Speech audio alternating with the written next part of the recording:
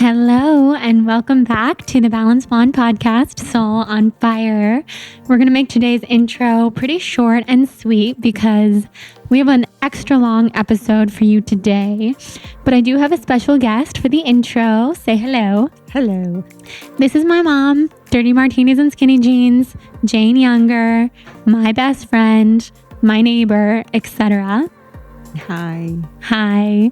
So my mom and I were on a walk a little while ago, and she stood outside while I voted, which I'm very proud of because I had Lyme treatments all morning and just didn't have very much energy. But I got out there, I voted, I used my voice. You did good. Thank you.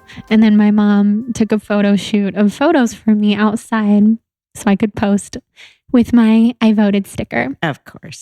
So today's episode is with the beautiful Jenna Zoe. She is the human design chart reader who was on episode, I believe it was 74 last time.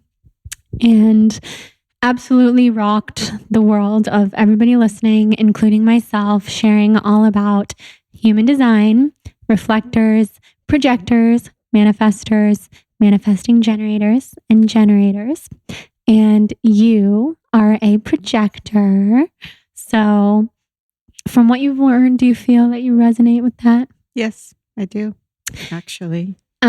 My mom is such a projector. For everybody out there, projectors, you'll learn a lot about in this episode because not only is Jenna a projector, but also Jillian, my best friend, is a projector, and she came on for the last half of this episode to ask Jenna questions about projectors, and they had an awesome conversation, and I was kind of a part of it, except for we were sharing 2 microphones, so I kind of just let them do their thing. And I was so happy because she asked so many questions that I think people genuinely have. And beyond being a reflector, which is 1% of the population, I wanted to give people listening the chance to hear about other types. Oh, I can't wait to firsthand. hear that. It's so good. I'm sure I'll learn a ton. I know. So this is the, I think, third to last new episode that I'll be releasing this year. Next week, I have Jedediah Jenkins coming on the podcast, my favorite author and my favorite person to follow on Instagram. That's going to be great. Yes, and the following week, I think I'll do a solo episode talking about the time off that I'm about to take, and then I'll tell everybody what to expect from there on out in that solo episode. Okay. So before we dive into the episode, because I did say we would make this intro short, let's thank today's sponsor, Hum Nutrition. Okay. So this is perfect that we're talking about Hum Nutrition together because I recently introduced it to you. And what did you think? I loved it. So Hum Nutrition is my favorite beauty supplement company. My mom tried a couple different ones that I've been taking for a long time.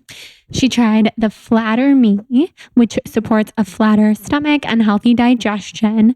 But really, let's just think about the digestion because we don't have to say that we want to change our bodies or anything like that.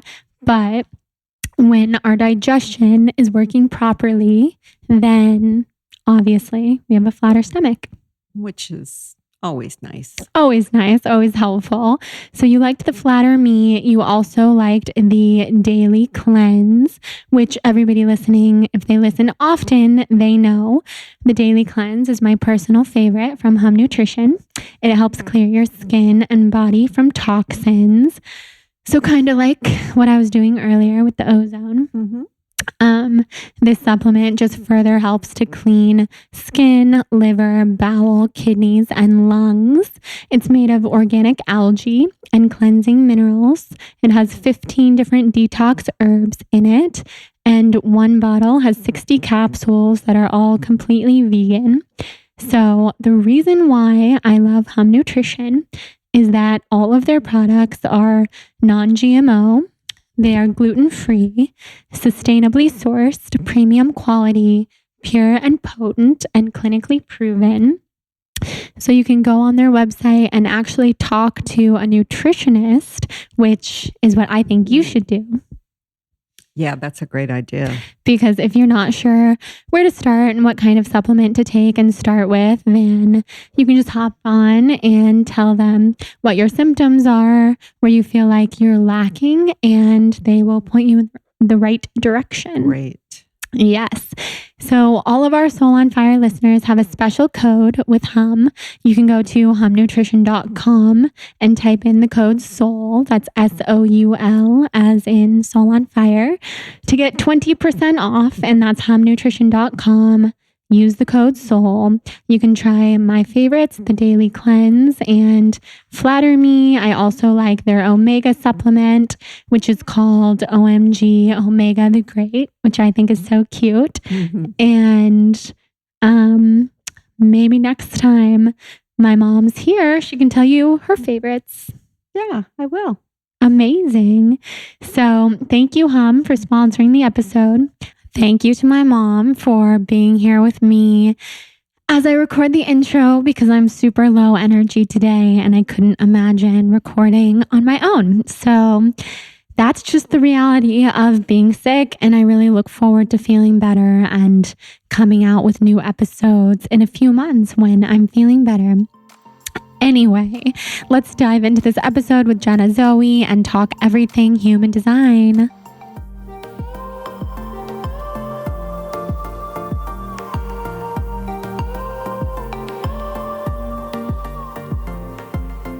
Okay, Jenna, you're back. Yeah. I'm so happy. Me too. I just have to see you every time you come to LA because then I get to see you like just as much as I see people who live here practically. I know. It's almost like I live here. I've been here something like 6 times this year, something I crazy. know. Yeah. It's so cool.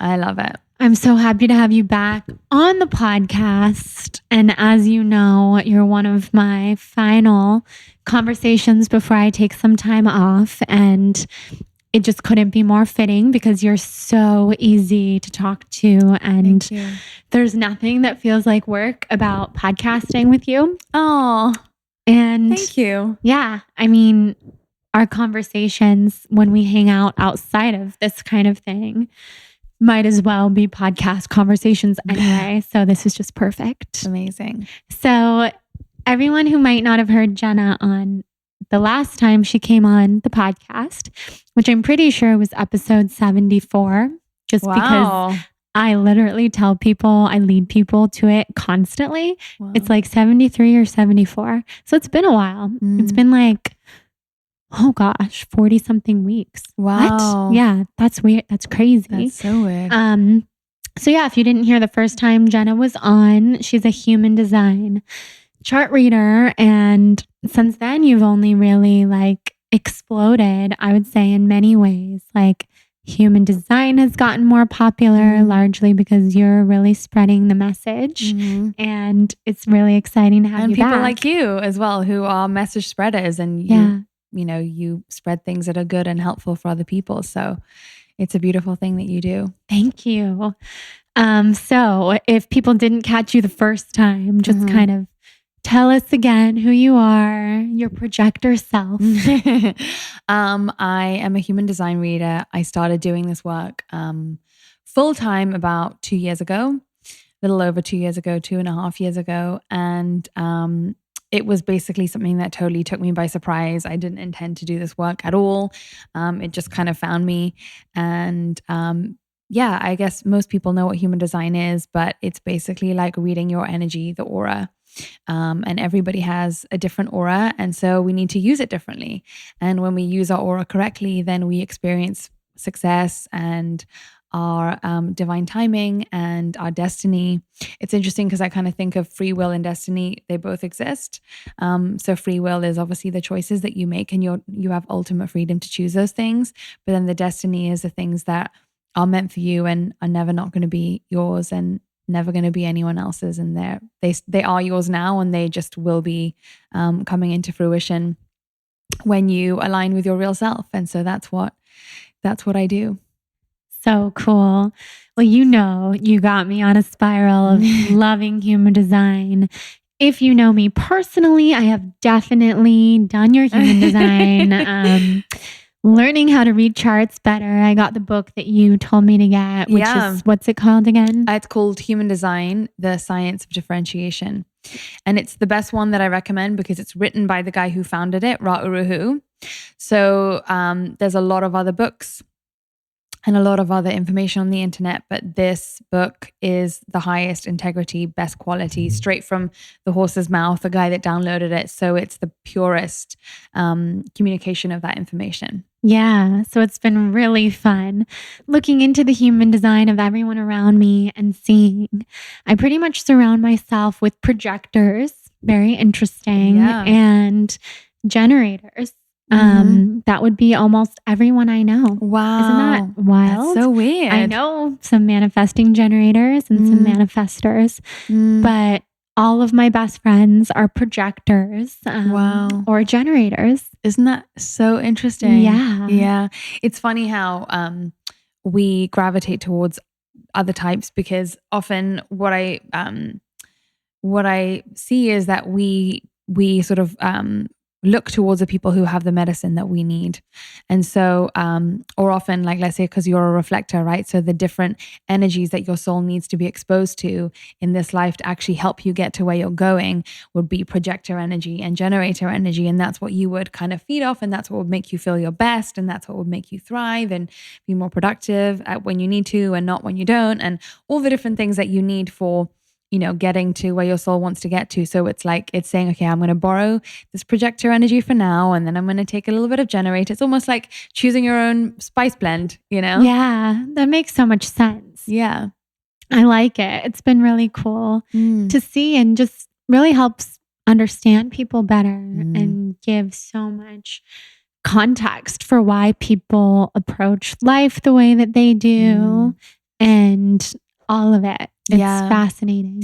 It's interesting because, you know, really the most of the work is the second that you start to see someone for who they are, then you don't have any more like judgments over why they do the things they do. You don't kind of look at their thing and have no understanding and go, therefore, oh, I don't get it, or why this person doing that, or what's their motivation for this and whatever. When you see someone's chart or even just begin to even understand their energy type, just the acknowledgement of the how we're all so radically different, that's like the main medicine of human design. Because the guy who founded it, Ra Uru Hu, his whole thing was like, we're raised as a collective to be homogenous, to be all the same. And we believe because of the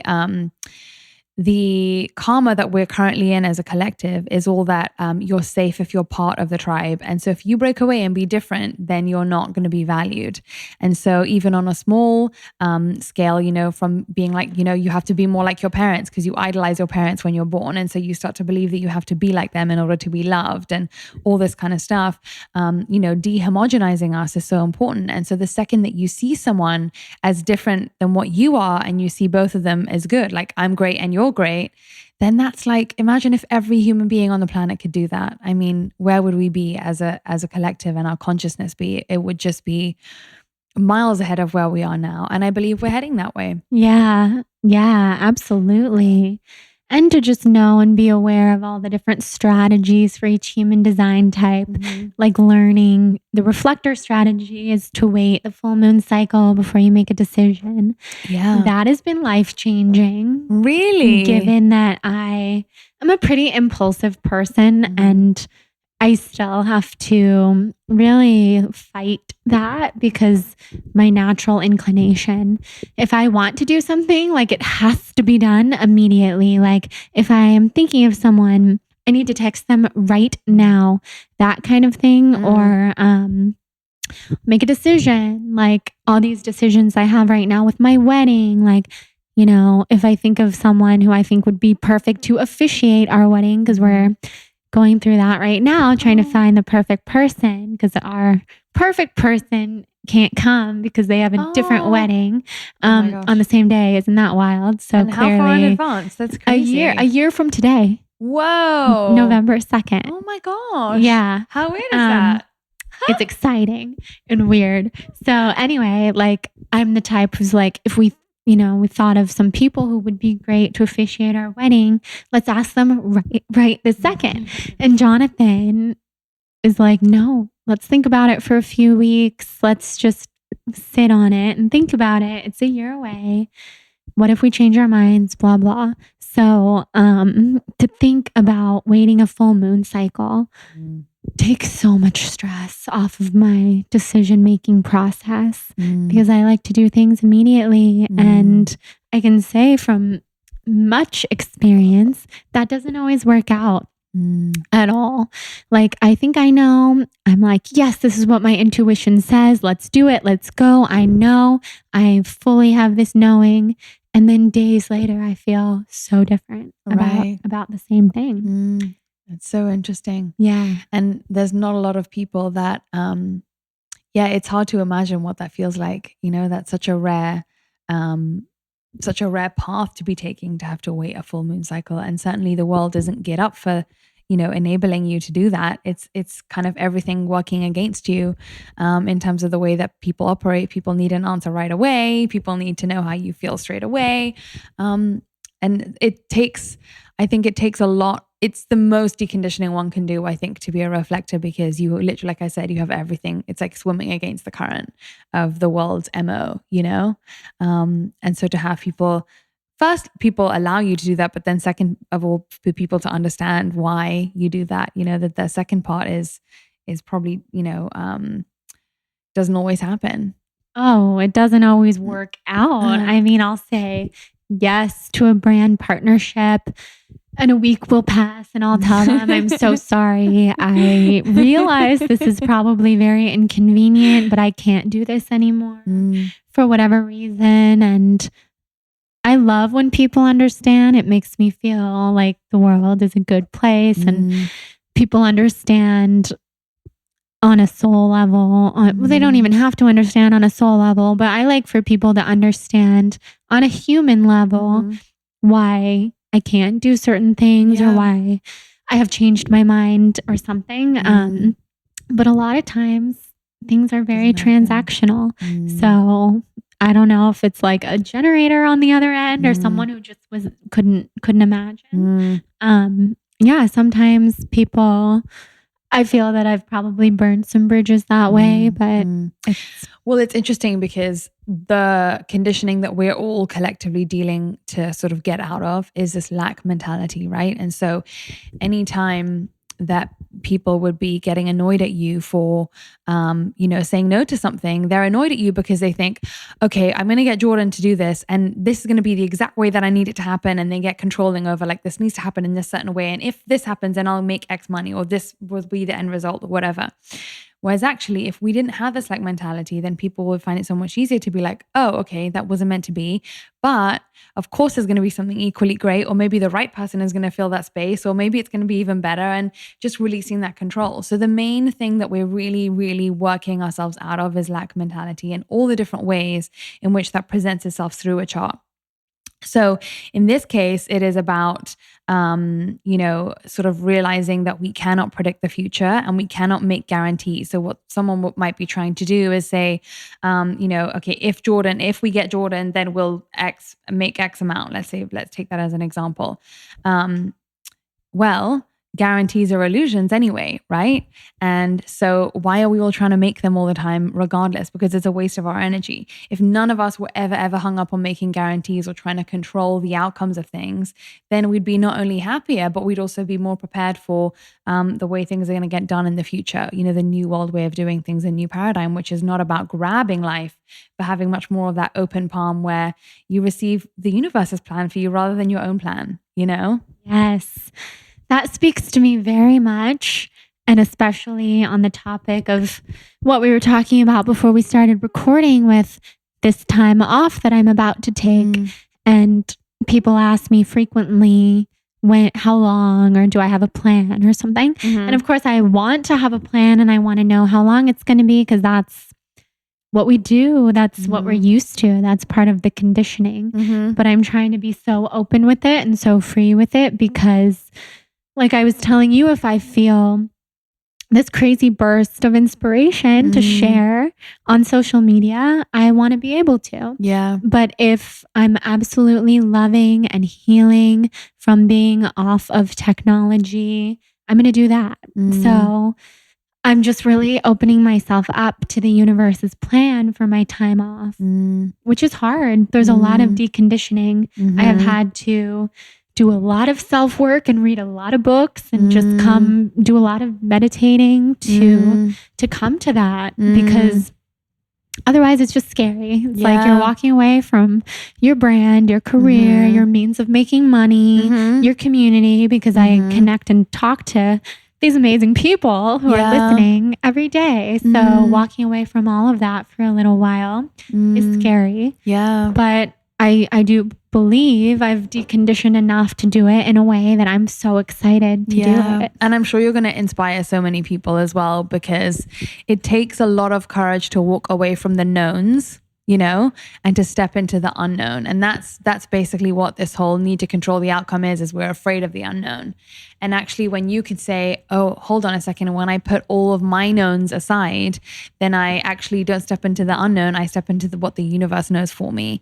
And who would want that? Like, who wouldn't want to give the reins over to a power that's much, much more creative than us to kind of just like lead our lives the way we want to? I mean, I've told you, you've inspired me as well to, you know, take more rest and everything. And I think loads of people, you know, especially through your journey this year, you've really been such an advocate for people taking care of themselves and honoring their own bodies and their own intuition of what they know is right, the medicine that they need, how that shows up, you know? Yeah. Yeah. And I feel deeply that it's a part of my dharma being here to inspire others to do that, to listen to their intuition, to rest, to allow themselves to rest. I know I needed that type of message just a few short years ago, 1 year ago, like not that long ago. Wow. I needed it for a long time. So I know there's a lot of people who need it, no matter what their human design is. Amen. Yeah. But going back to the whole strategy thing, because I know last time I had you on, I was like so carried away with talking about reflectors. And so for the 1% of the population out there who got to relate, that's exciting. But also some of the other strategies are so cool to learn about, just from like my perspective of the people in my life. All of the projectors in my life waiting for the invitation and that being their strategy makes so much sense. Yeah. My mom, like, she's not the type to be like the one making the plan, doing the inviting, that type of thing. I love but that. every time she just waits for the invitation and it shows up, life is perfect. Yeah. It's so important for projectors to, I mean, I know like when I first heard the projectors had to wait for an invitation, when the shaman that did my human design told me about it, I first misinterpreted actually as, oh, well, does that mean I just have to sit around and do nothing all day? Because if I do nothing all day and I don't have control over like what I want to manifest, then I'm just going to sit around and life is going to forget about me. You know, it's just like sitting on your couch watching Netflix. Like, and that's a really common misunderstanding that people have about this waiting for an invitation is it's not a passive, you know, you're not helpless in that process. It's actually so much about the fact that the way that you manifest success and become your higher self and really get to a place where you're so clear on your specific gifts that you have to share with the world, the things that you see as a projector. And every projector has a different niche that they see so clearly. The process as a projector is not going out into the world and telling people, buy my thing or have a session with me, or I'm great at this, or I know what you should be doing. It's actually about, instead of waiting, instead of needing other people to recognize them for that gift, it's about them recognizing it in themselves first. And so projectors often get hung up on wanting to be understood by people, wanting to feel recognized by people, always wanting to feel like they're right and not having other people validate that for them. But actually, if you're a projector and you just sit on your couch and you start to recognize yourself, then you go out into the world as a person that recognizes, knows that they know things. And that is the energy that creates invitations. So it's definitely not like a passive process of like, oh, does it just mean I'm doomed to, you know, have takeout and sit at home until someone sends me an email on Google. Like it's not like that. It's very much that the process is about recognizing yourself and really getting clear on whatever that niche is that you see as a projector. And it could be anything. It could be you see the political system in a new way. It could be that you're efficient with technology. It could be that you're an expert in something. You could be really good with people. You could be an intuitive. It could be so many things. It could be a Reiki master. When you get very, very clear on what that niche is and own that you don't need to be anything else and that's your specialty, that's when the invitations come in and, we'll just flood to you like crazy. Right. I mean, that makes all the sense in the world to me. I think you're such a projector. Well, you are a projector. What's the word I'm looking for? You're such a... This is my brain fog. This is my dilemma with everything I'm going through with real life. Yeah, real life. You're such I want to say like a poster child for projectors because you found your niche and you approach the world in a way where people want to invite you to share human design with them. I feel like you're invited on every podcast, all sorts of conversations. You have so many clients, personal clients, but that's because you became really comfortable first with yourself and knowing who you are. Yeah. And that took years and years of me trying to be something else and then realizing that what I am doesn't validate me and I'm still worthy regardless. And so whatever my calling is, whatever my niche is, there isn't a cap on that. Because let's say, for example, if you realize that you're really good at teaching yoga, then you could have so many different narratives that can come into your head like, oh, well, there's enough yoga teachers in this world, or I can only make X amount of money as a yoga teacher, or that only means that I'll ever be thought of as woo-woo or whatever. Whereas you have no idea what could happen if you follow that niche. You could come up with some new program that teaches teachers. You could be, the go-to person in the corporate world. You could blend it with something else that's totally new. You could have your specific take on it. And that's the number one thing that stops people from leaning into what they feel their niche is they prejudge their niche. And this isn't for projectors especially, it's just anyone who figures out they're really good at whatever it is. Look at the reasons that you come up against that tell you that that's not going to make you successful or good enough or make you enough money or bring you fame or whatever it is that you desire, right? Because you just never know. There's a reason why the universe is pointing you in that direction. There's a reason why that thing comes to you so easy, whereas other people would find it so difficult, Yeah.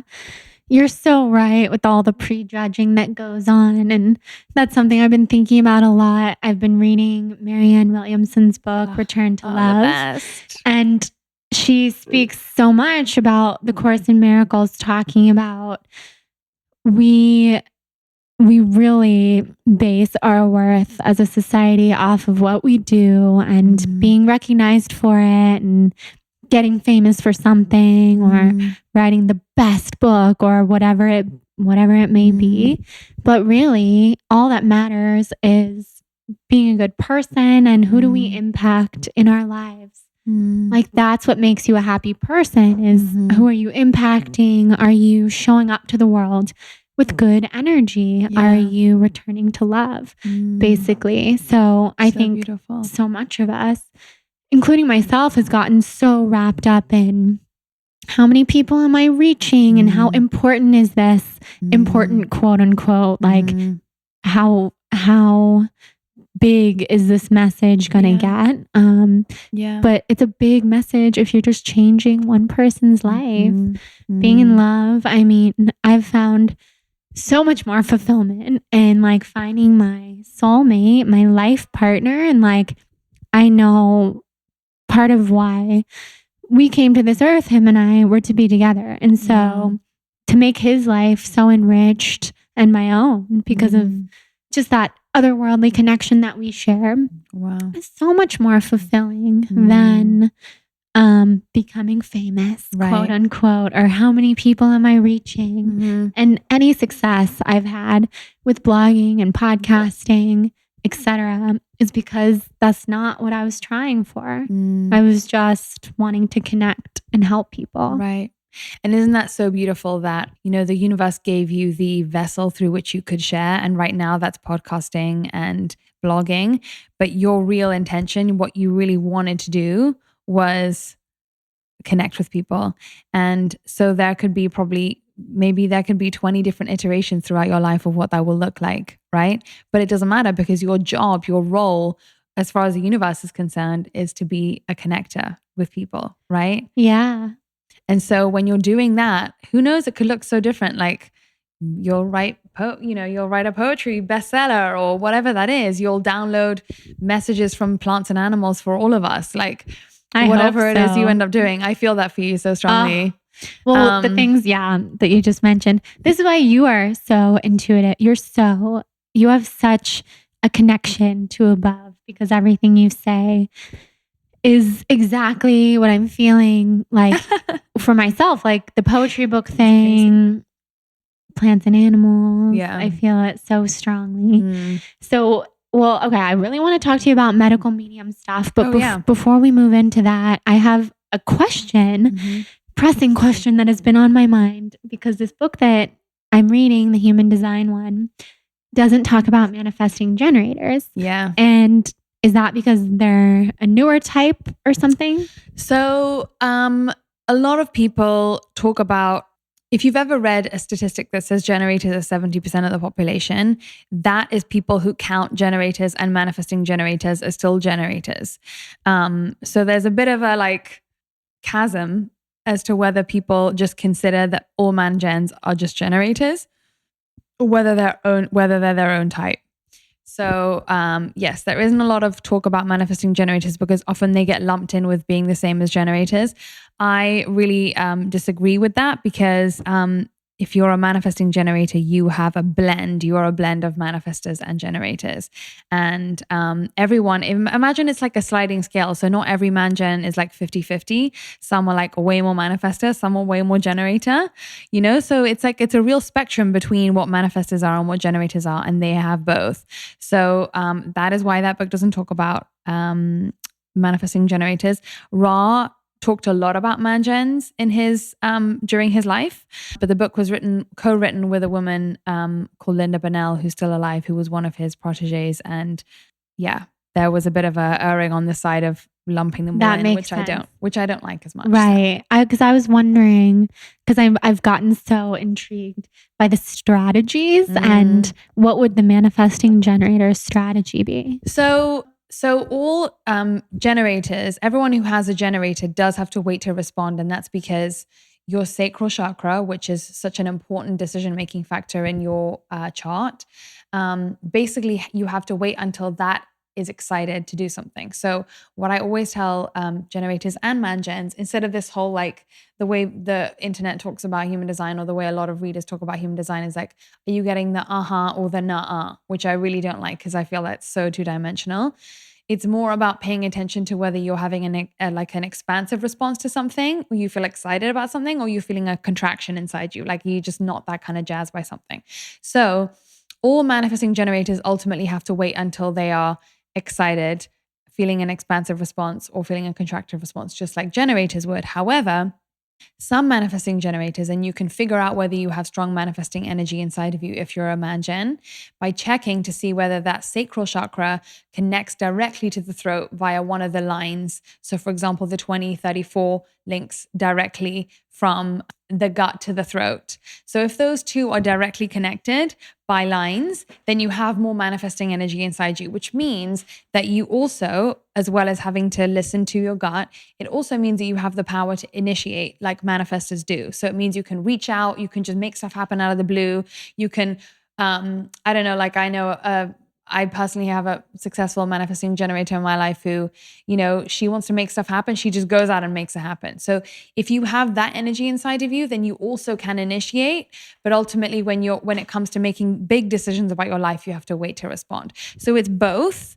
You can initiate if you have this urge to do something. You have you just feel like it. You're just overcome with a need to just go do something. You can do it. It's spontaneous. It's fun. But when it comes to making big life decisions, you ultimately still always have to lean back on waiting for that gut to feel like it's excited.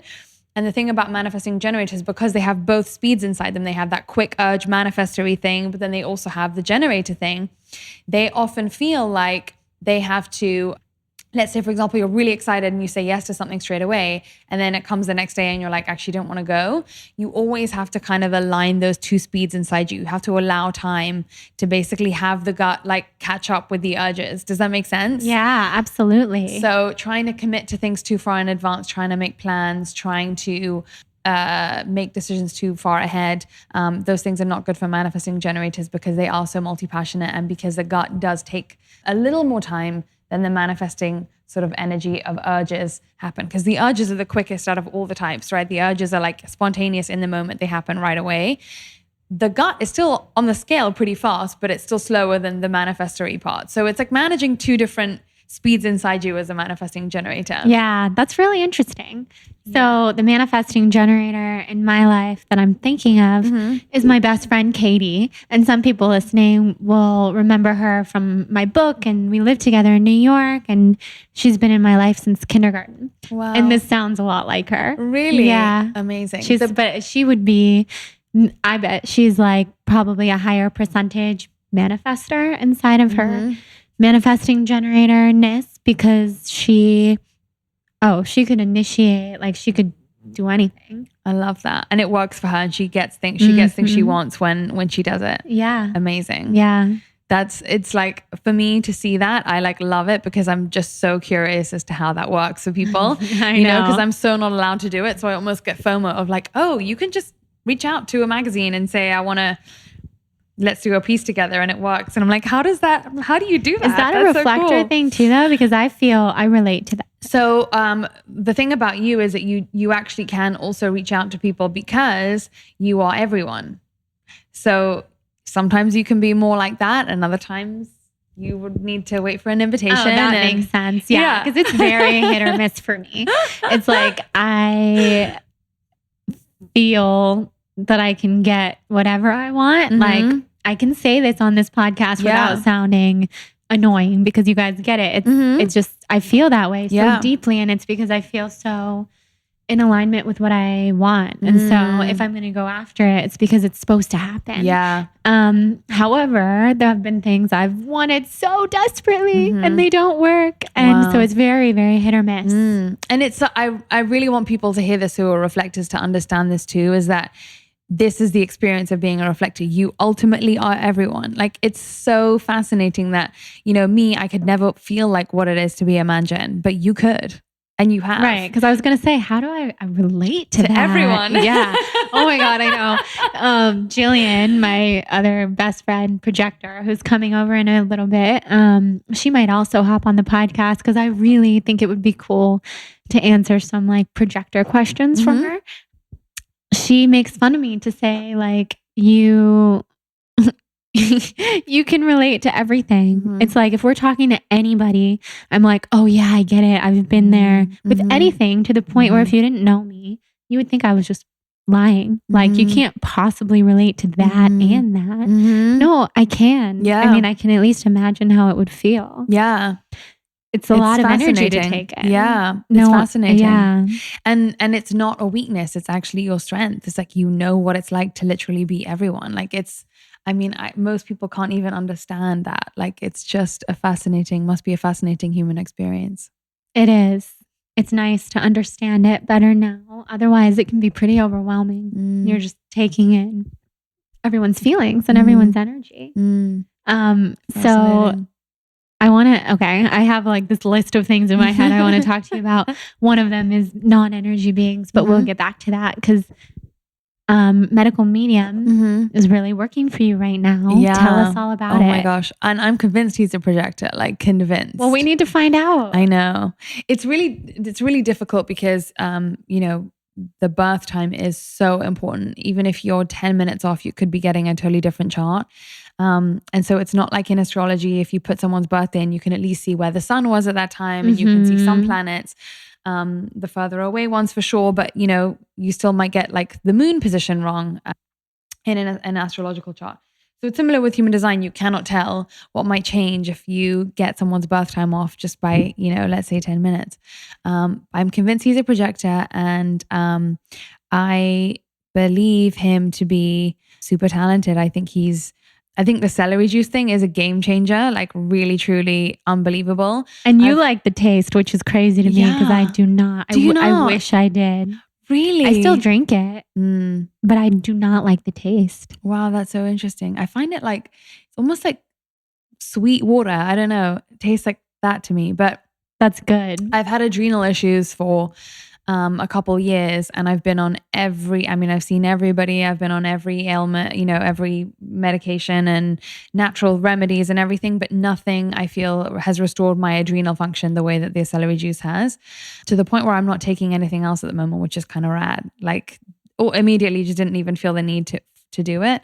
And then just, it makes me anyway crave cleaner, like, foods during the day too. Like if I have celery juice, I don't feel like having a coffee later, or I don't feel like having a sweet God knows what. You just feel so clean, and such a good way to start the day. And then just eat healthy the rest of the day. It's fab. I love it. So good. Yeah, it is. So you've been reading his liver detox book? The new one that just came out. Yeah. You got it yet? No, I have the thyroid one. Wait, when did the liver one come out?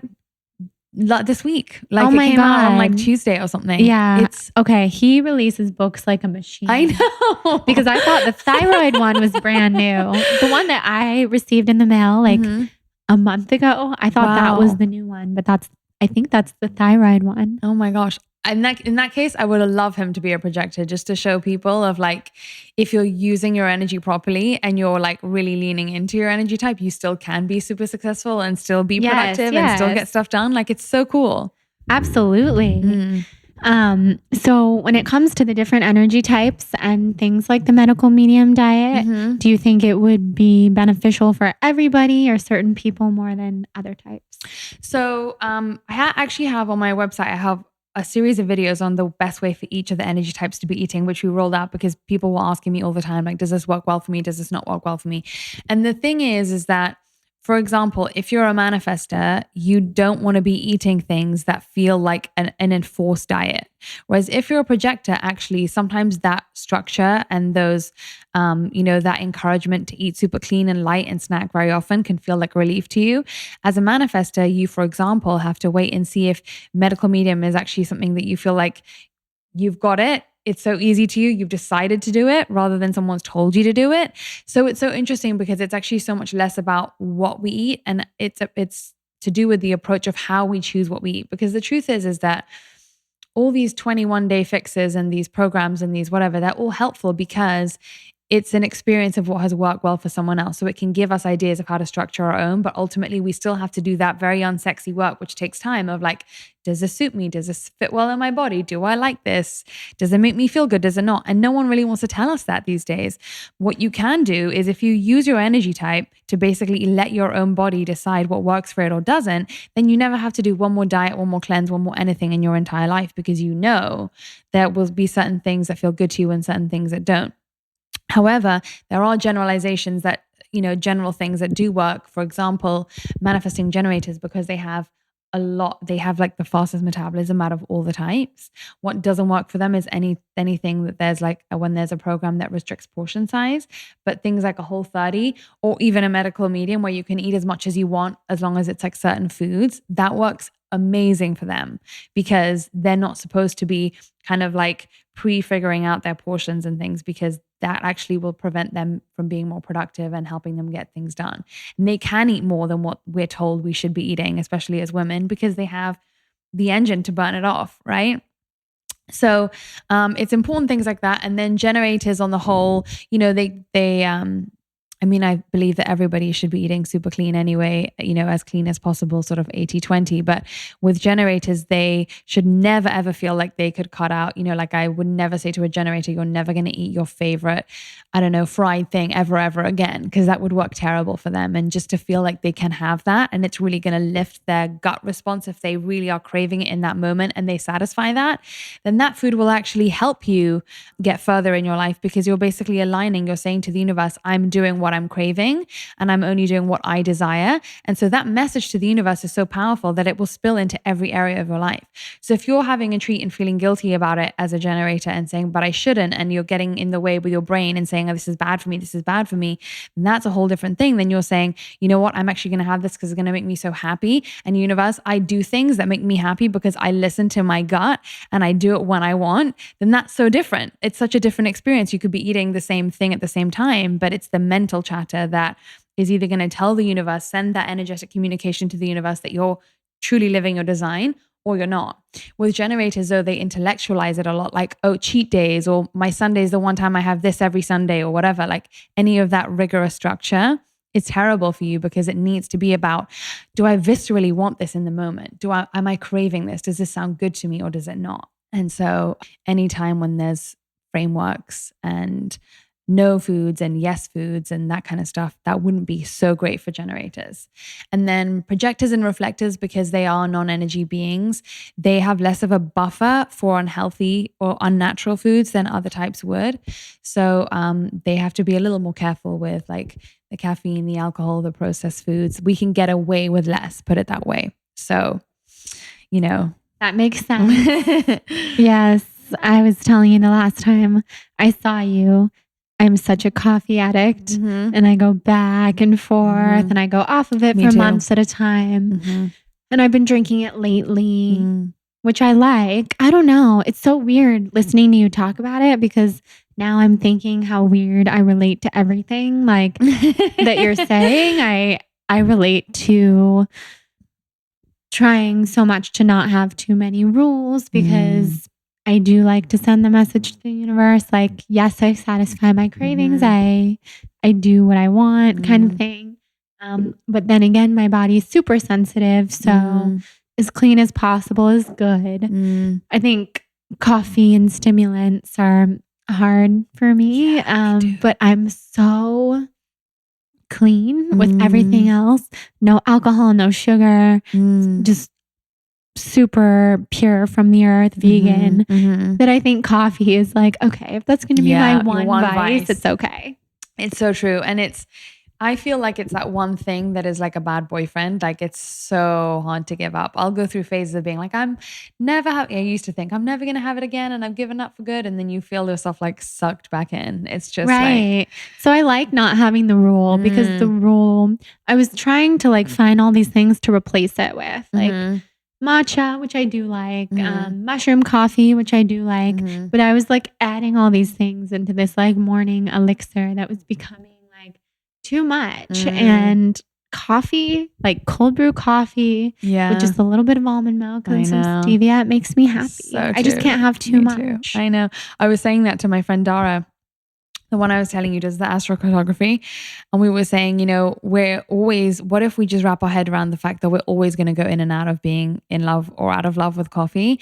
And why don't we just, instead of causing ourselves all this like mental thing of like, oh, I need to give up soon, or this isn't good, or I'm being bad now, or whatever, why don't we just celebrate the times when we're in it as being like really fun and naughty, and then the times when we're out of it, we like love the cleanness, and both are good. Like, great. Okay, done. That's what I've been doing lately. And it's so fun. And I've had to tell Jonathan and my parents, like, do not give me a bad time about coffee, because when you do, it just makes it guilty for me, or like not fun. And it takes that whole enjoyment out of it. So I might as well not be having it if you're going to come home and say like, wait, why is this coffee in the refrigerator? I know. My parents are the same. They're always like, you always go through a phase. There's always in a phase. There's always a new thing. Right. I'm like, yeah, and I wouldn't have it any other way. Like, why not experiment constantly and be in different, iterations of who you are and what you like. And it just feels fun to constantly change things up. It's a great thing. Yeah, I think so too.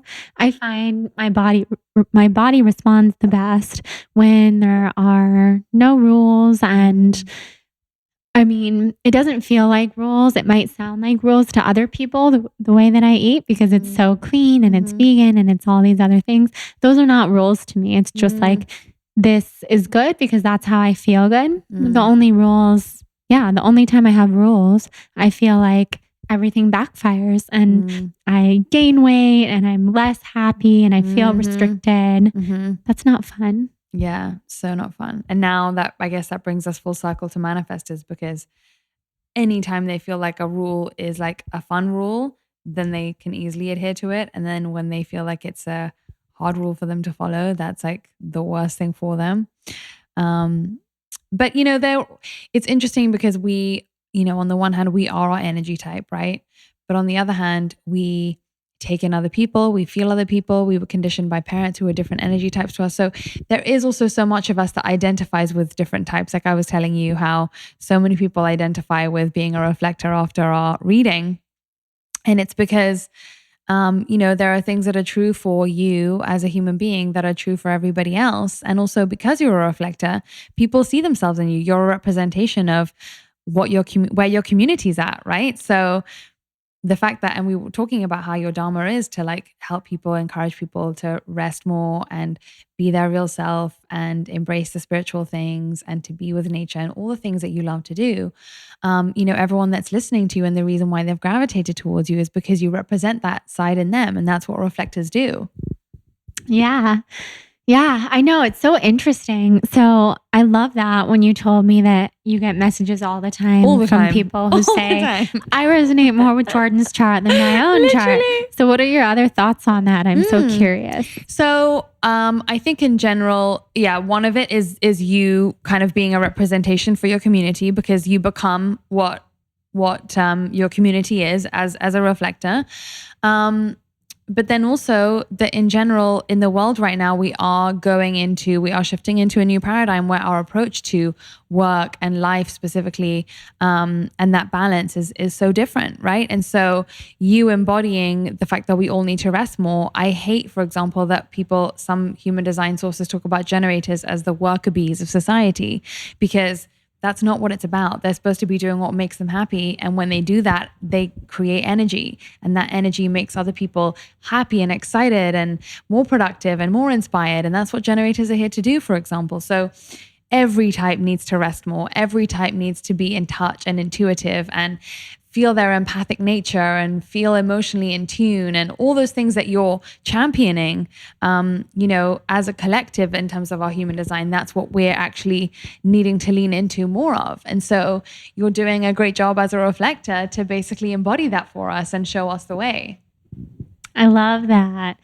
Well, that makes a lot of sense. And that's something I was describing to one of my friends the other day. As I said, I've been sharing wildly human design with everyone I know. I was explaining that just because projectors and reflectors are the types who are supposed to rest more and supposed to work less, and we are more sensitive in many ways, doesn't mean that other people are not sensitive, and doesn't mean that other people have to drill themselves into the ground, and also doesn't mean that other people have endless abundant energy.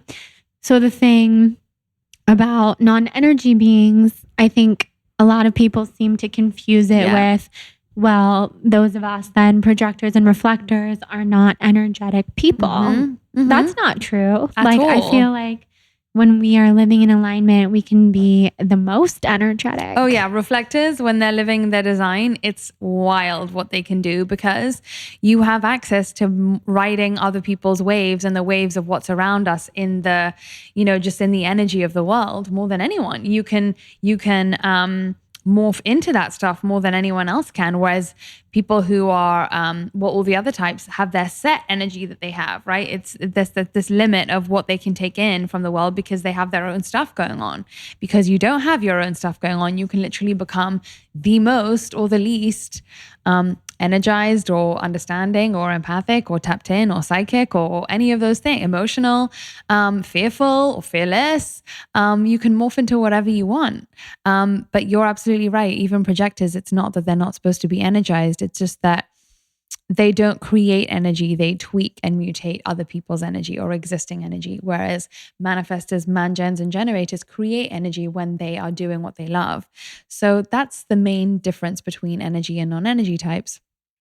And, if you're a generator and you're, for some reason, whatever you've read about human design has made you feel not entitled to your dream career of where you'd work 4 hours a day, then that, I would say, screw that, because if that's your dream job, for a reason, that's your dream scenario for a reason, because the universe is trying to point you in that direction.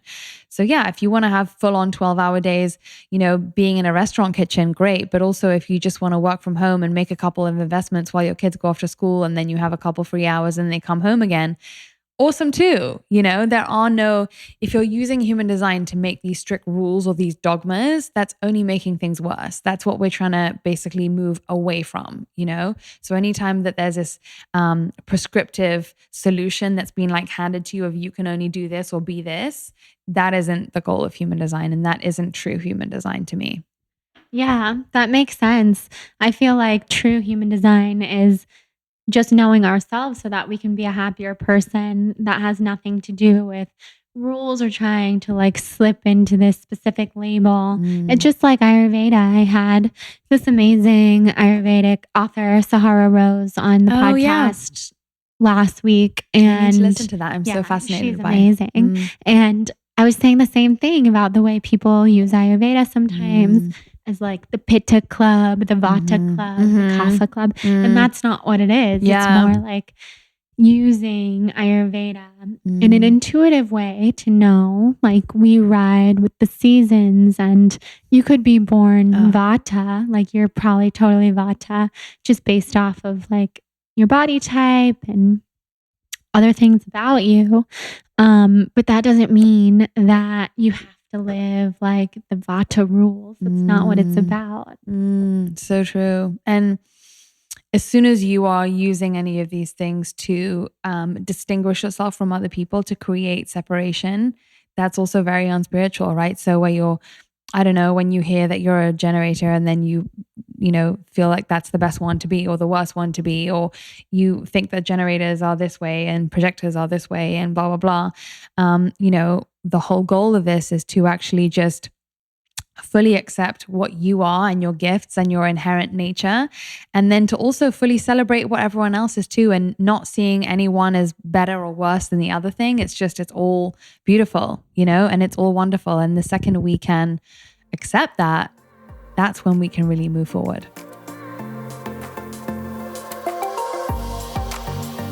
Okay, just a brief interruption from this chat with Jenna to tell you about our second sponsor for today's episode, Lumino.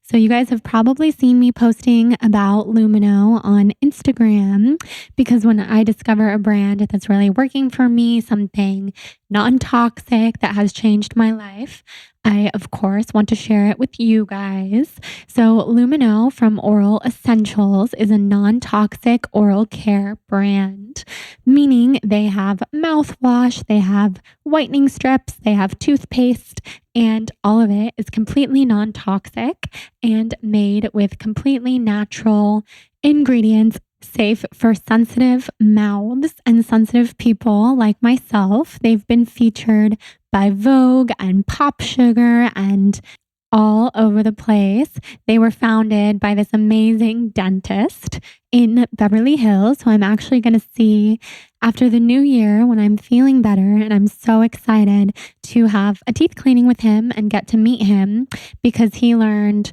after 30 years of practicing dentistry that he was so fed up with products that were the only products out there that he could recommend to people. So that's why he decided to create a product that would be safe and effective and great tasting at the same time. Because as you know, and I've been trying to do natural, non-toxic, organic oral care for like 10 years, and a lot of it doesn't work.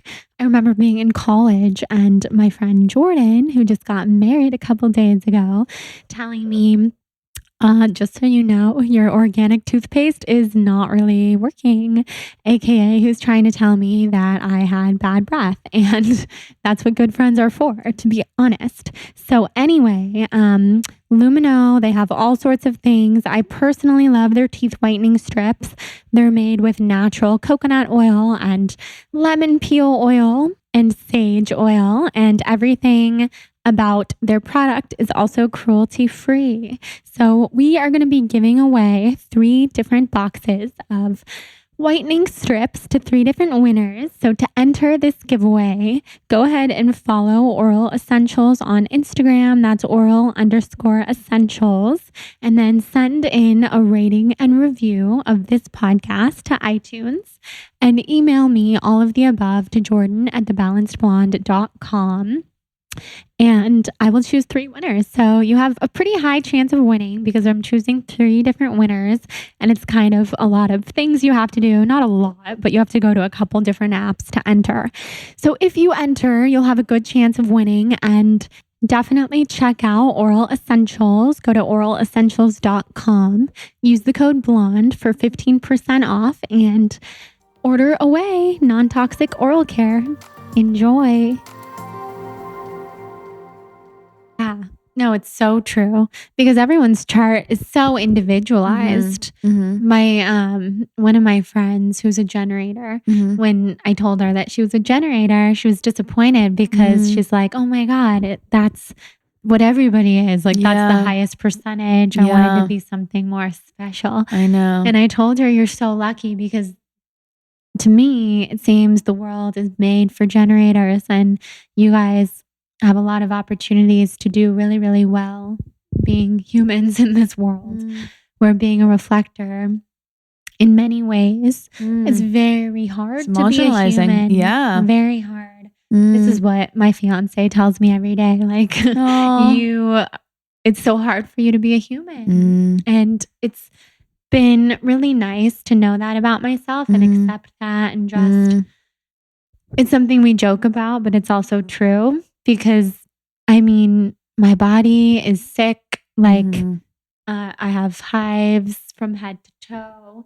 There's a lot of foods I can't eat. There's a lot of events I can't go to because they would wipe me out.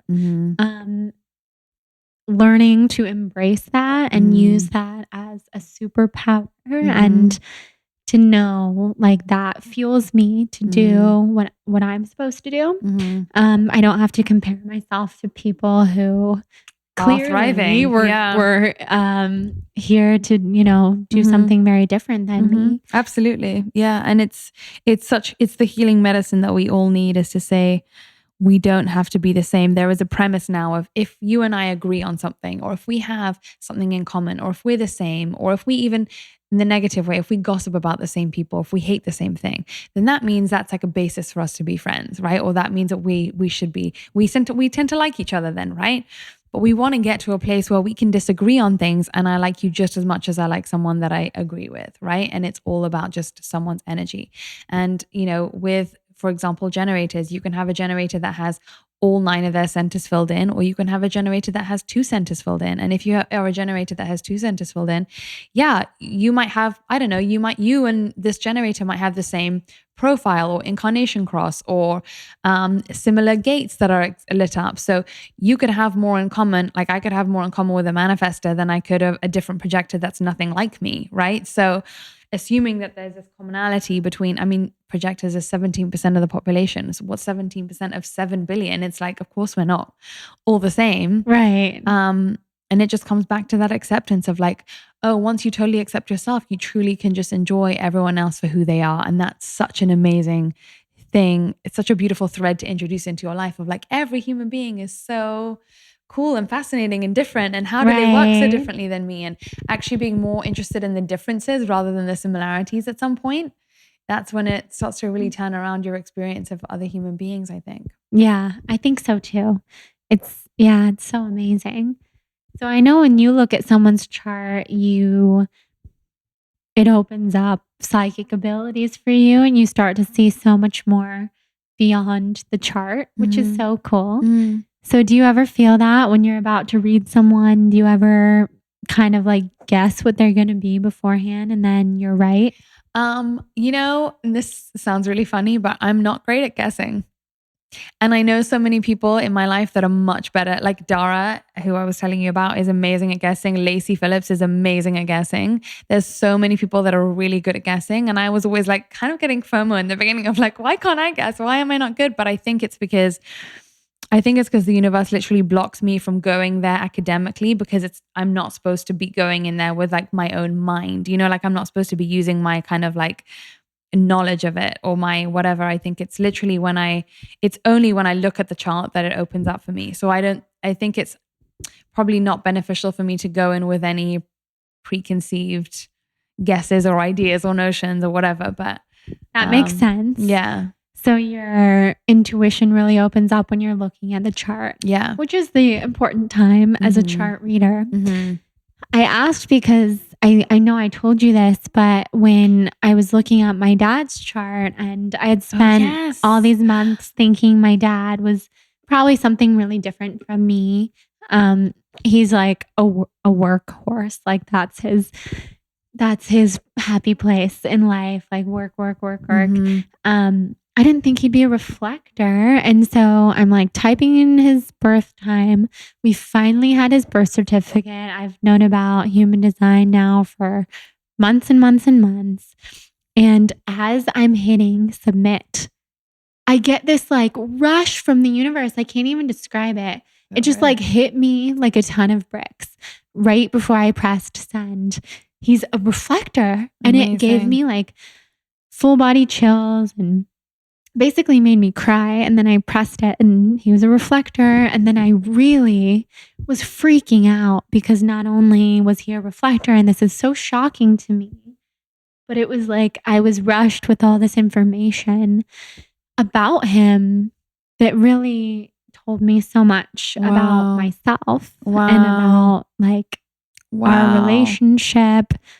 And he's a reflector. It's insane. Mm-hmm. You really just, I don't know. It's like things just flood your body. Like, yeah, it's really fascinating because you're so open, right? So truth and knowledge just comes in. And, I would love you to meet is this girl, Rahana, who is, she channels like Arcturians and Pleiadians and they all talk to her and all this kind of stuff. Cause I feel like that would come so easy to you, and just to meet someone else that does it and see how she does it, like you would absolutely love her as well. She's so beyond gifted and talented. I would love to meet her. Does she live here? It's so fascinating. No, she lives in New York, but I'm sure she's here or you're there. And we can talk. It's like absolutely fascinating. I want to meet her. So you don't know this about me, but for a while I was channeling Pleiadians, and it was the beginning of my spiritual journey.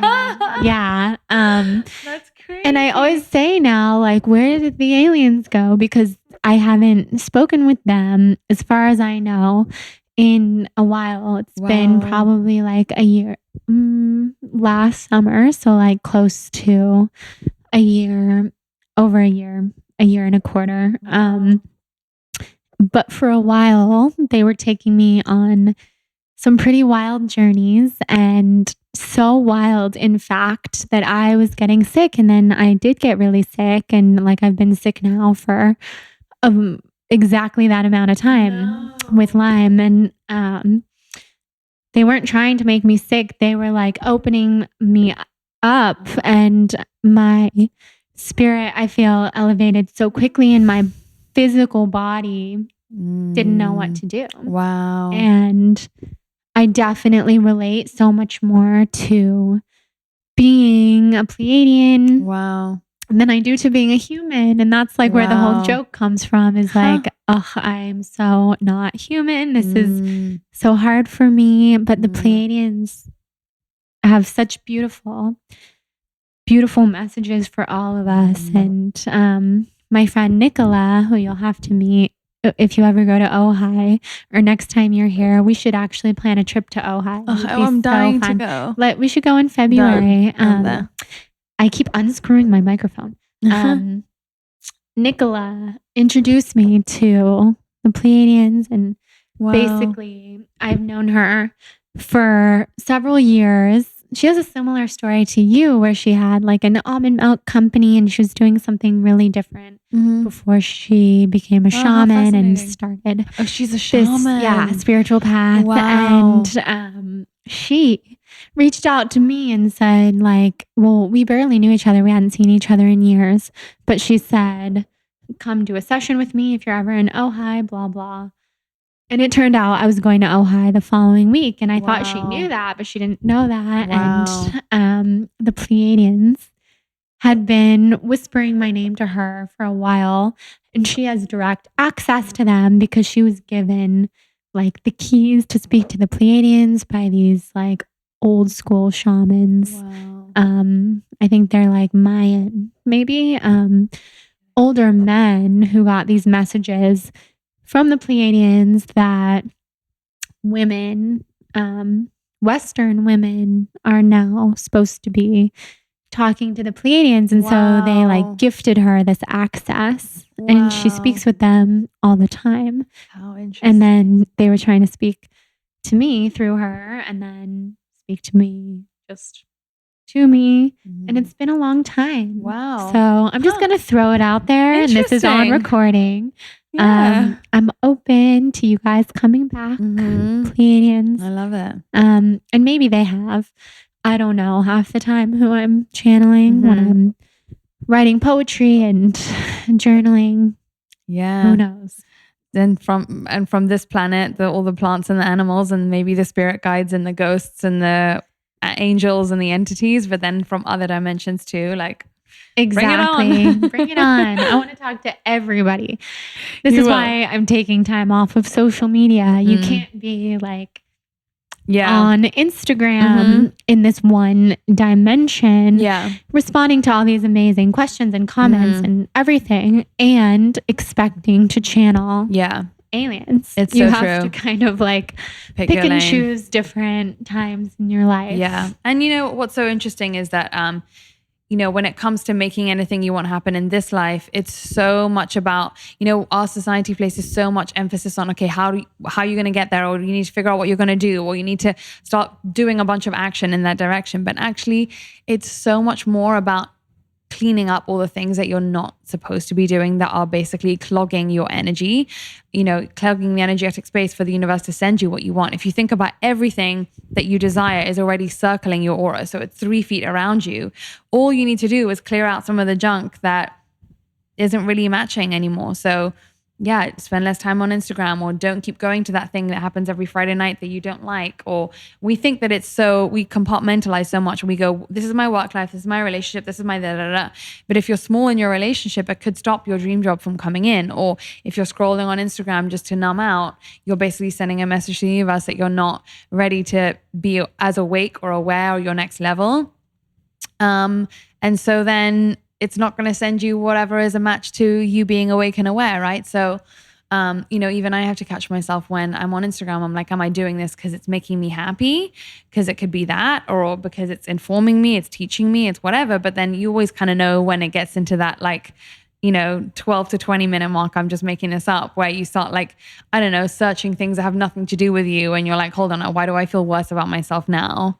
Exactly. Than I used to, you know? That was me last night. And it was sometimes it's such an addiction. It's a vortex, yeah. Like Jonathan's been out of town all week. So I go to bed and, well, it's nice. Like, I mean, I love having him here, obviously, but it's nice to have a few days where I just do whatever I want before I go to bed. I can be like praying out loud. I can be, and I'm not religious, by the way, but like praying to whatever is out there, or reading or watching a movie. Like, it's really nice to just be me and Hudson in bed.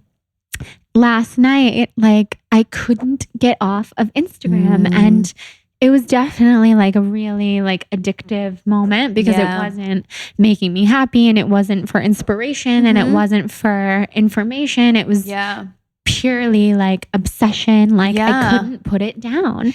And I was like, oh, I'll just respond to one more message. Oh, now let me see what this person was doing. Like, this is getting late. And then I was up all night with insomnia, and I know it doesn't help to be on social media right before bed. So I'm really looking forward to my break. I know. It's going to to be amazing. You're going to literally manifest so much. Like, I feel like every year for 2 weeks, I turn mine off between Christmas and New Year, those 2 weeks. And so much happens to me just because I have empty brain space. So I'm saying to the universe, I'm open and available for you to send me interesting downloads, to make me be in tune, tapped in.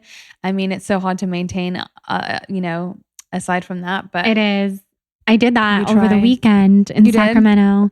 I took like 4 or 5 days off. Wow. And I went home last weekend to Northern California Uh-huh. and I did get so many messages. Wow. And I channeled this like friend of, well, basically my dad's best friend's brother who passed away last year. Wow. I wasn't thinking of him. I barely knew him. Met him maybe once. He came rushing into my brain. Oh He my had God. millions of messages for his family, and I told them about it, and they're really open and they're amazing. Sherry and Craig, I hope you're listening. They're the Wow. best. And it turns out it was pretty much exactly what they needed to hear. And I almost didn't even tell them about it because I'm just getting used to channeling. I wasn't aware that like these messages were healing for them. I didn't know there were issues that needed healing. I had no idea about any of that. Wow. But I started telling my mom and she was like, "Oh my God, you have to tell them because they have so many questions." Wow. Because he really died suddenly. Wow. So I just said like, "This is what he said. Wow. Take it or leave it." And they were both like sobbing, and this was not what I thought was going to happen. And I don't think that would have happened. It was like, all right, deleted Instagram from my phone. 1 hour later, Whoa. this spirit is like, "All right, Jordan, here's the message. Pass it on." That's amazing. Yeah. I wonder how that looks then in like, you know, obviously taking these breaks and stuff is so nice. And then I wonder if like, yeah, I guess sometimes in like normal life when you do have it on, like, I guess I'm just better at looking at it sometimes and staying away from it, and others like it's a constant practice when it is a part of your life, unless you're really just totally, you know, deleting it. It's a constant thing of like, I was on it too much yesterday and now I've got to practice. I've got to like, you know, flex that muscle of just becoming better at not checking it or not, you know, being as addicted to it. Yeah, I'm totally with you. I think there is definitely a happy medium. And when I put it back on my phone, which I wasn't really like excited about, which is why I know this break will be so great. But I put it back on my phone because I had something to do for work, since like social media and blogging is my work. I felt like I had really healthy boundaries with it for a couple of days. And I thought, oh, this is easy. This is great. I'm not used to checking it all the time. I don't need to be watching everyone's stories. I don't want to watch everyone's stories. There's a couple people who really inspire me, like you and other friends of mine, and people who I can't wait to watch their stories, and that's fun. But then like I'm looking at all this stuff that doesn't apply to me, and it's just, it's a lot of information. Yeah. But all it took was like 3 or 4 days, and those healthy boundaries were pretty much dissipated. So I know if I was dedicated to those boundaries, social media could be easier and less draining and more fun. Right. But because it's work too. It's hard. It's much harder for you. I think if your work isn't social media, it's probably easier because like you could do, I had this chat with my boyfriend over the summer because I was like, you're just, I basically said to him, I was like, you know, we just need to make sure that, you know, when you first get together with someone, you do all that work to like connect and get to know each other, and you love to chat and all this stuff. And I just said, you know, I think that we need to kind of have that constantly throughout our whole relationship, because you're always getting to know someone, right? There's always different facets of people that change and evolve and new things you discover about someone. So I was like, let's try and figure out a way to really like still make the connecting time happen. Like it's so important, because otherwise you get lazy, and then, you know, you both come home from work and you're both kind of, you know, tired and And so he came up with this great idea where he now has, I want to say it's like some kind of app that like puts Instagram on a timer or something, and you're only allowed to look at it for half an hour a day. And then when the half an hour runs out, like you can't look. Oh like, yeah. You can't There's look at definitely apps like that where they block certain other apps. I'm probably going to do that. So clever. It's so smart. Yeah. And I haven't used it yet because I'm kind of tech challenged regardless of my job. But I know that there's the new feature where you can see how much screen time you've spent every day on the iPhone. Wow. And it's pretty scary. Yeah, I can imagine. It would probably add up to something that I don't even want to know the number, because you just get used to, okay, well, I'm in a cab, so I'll look at my Instagram, or I'm in line somewhere or whatever. And then you turn it off and you're like, oh, hold on a second. They're like, if I'm in line, then this is like really useful time, because I can kind of feel what's happening in the person in front of me, or I can get some clarity on this issue that's been plaguing me, or I can see my old stuff. And I really do think that in Kabbalah, they teach that Satan, or the devil, or whatever you want to call it, is not necessarily an outside thing. It's just that it's that part of us that wants to sabotage us. And now more than ever, because we're getting closer to the light, we have all these more like these things that challenge us and numb us and keep us from doing the work more. And so that is one of the ways that it comes in. It's like, if you keep people distracted and numb and addicted to the wrong things, then we're never going to do the work and rise up, right? So yeah, okay, maybe I'm not having a bottle of wine a night, but my Instagram is definitely, no one is immune from that challenge, Yeah. Oh, yeah. It's so true. And that makes a lot of sense to me. And it's just like Return to Love, the book that I'm reading, which is like everything that makes us unhappy, we really believe it's outside of ourselves, but it's all within ourselves. We're not going to change what it is that's bothering us necessarily. We don't really have that control. All we can control is how we approach it and how we think about it. And I've kind of done that lately, because I'm not the most tolerant person. I have a lot of things that really bug me. Like I'm a pretty, I don't know how to put it. I've never been a tolerant person. Like if something starts to bother me, it's like, oh my God, like it becomes an obsession and it drives me crazy. And that doesn't hurt anyone but me. So for the last month or so, I've really put this into practice of just changing the way I look at it and returning to love. Wow. So this book has changed my life because just the approach of, like you were saying with Kabbalah, anything that could harm us or change the way we look at something or keep us from the light is within us. Yeah, so true. And the outside world is just a hologram that's basically trying to point us towards what we need to look at inside. It's just tools that the universe is using. How do I even know that you're real, that you exist?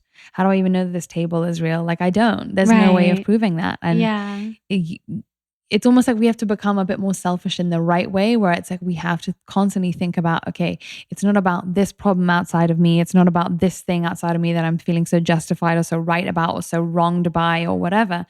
But it's about, how is this the perfectly crafted scenario to show me what I think I am not, but maybe I am, or parts of me that I want to change and heal. And it becomes a fun experiment after a while. You're just like, let me see how much better I can make myself. Yeah.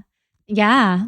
And then we really do all start radiating such better energy, and that's contagious. Yeah. And I think, I think it's very evolved to say that you're intolerant, because I think the only way that we can not progress, if we go, oh, I'm so tolerant, or I'm not that kind of person that's intolerant, or I'm just a person that always feels tolerant.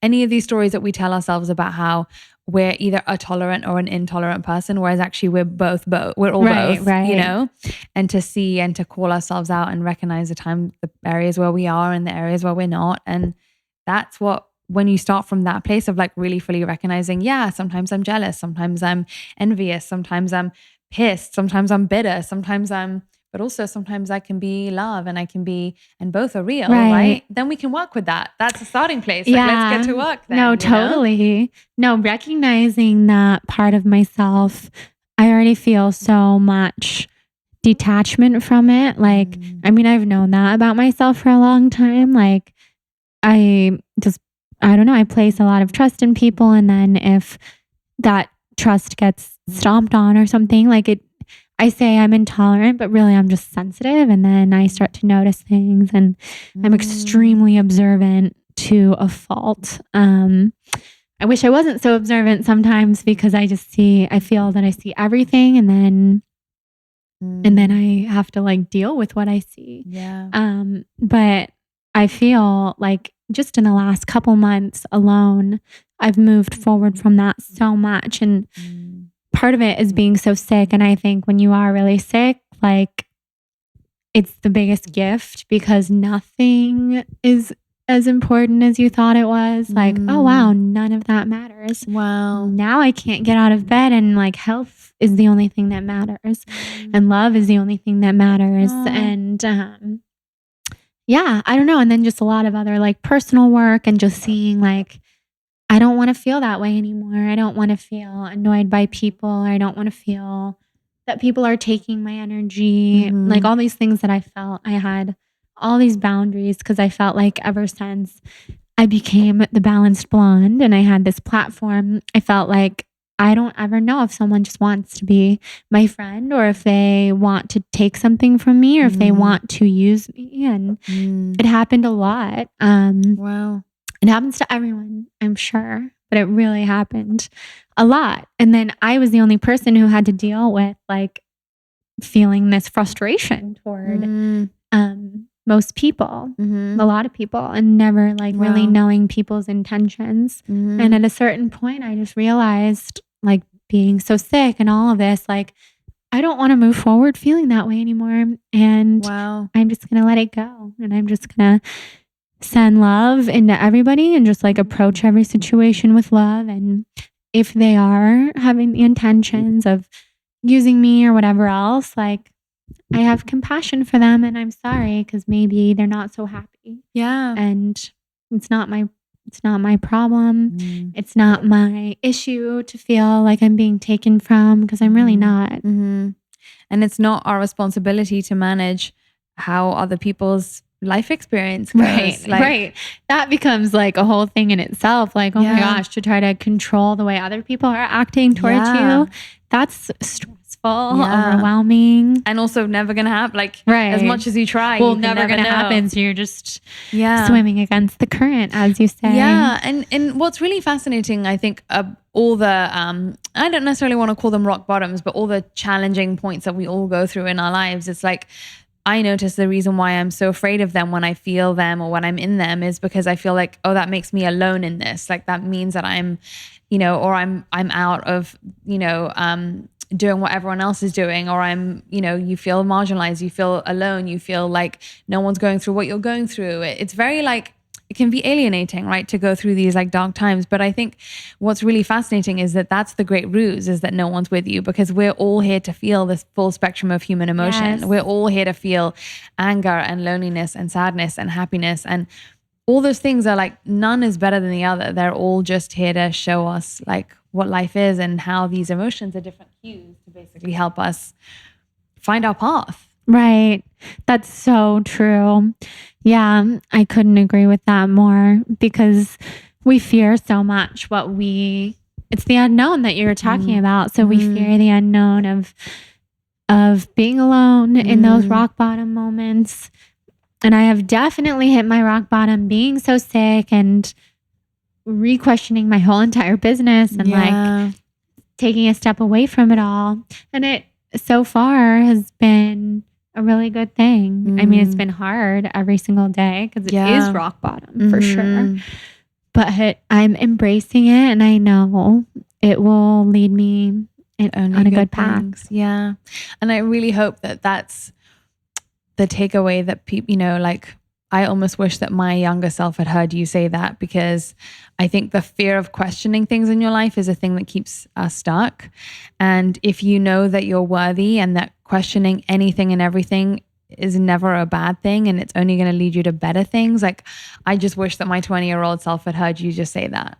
Oh yeah. I mean, me really too. do. Like it's something when we're younger that's very hard to accept and we just don't believe it. We simply can't because we think we know better and like we don't have to go through that. But we all do. It's part of the human experience. And also the questioning, oh, what if I find something bad there? Or what if the answer is not good? Or what if the answer is not what I want it to be?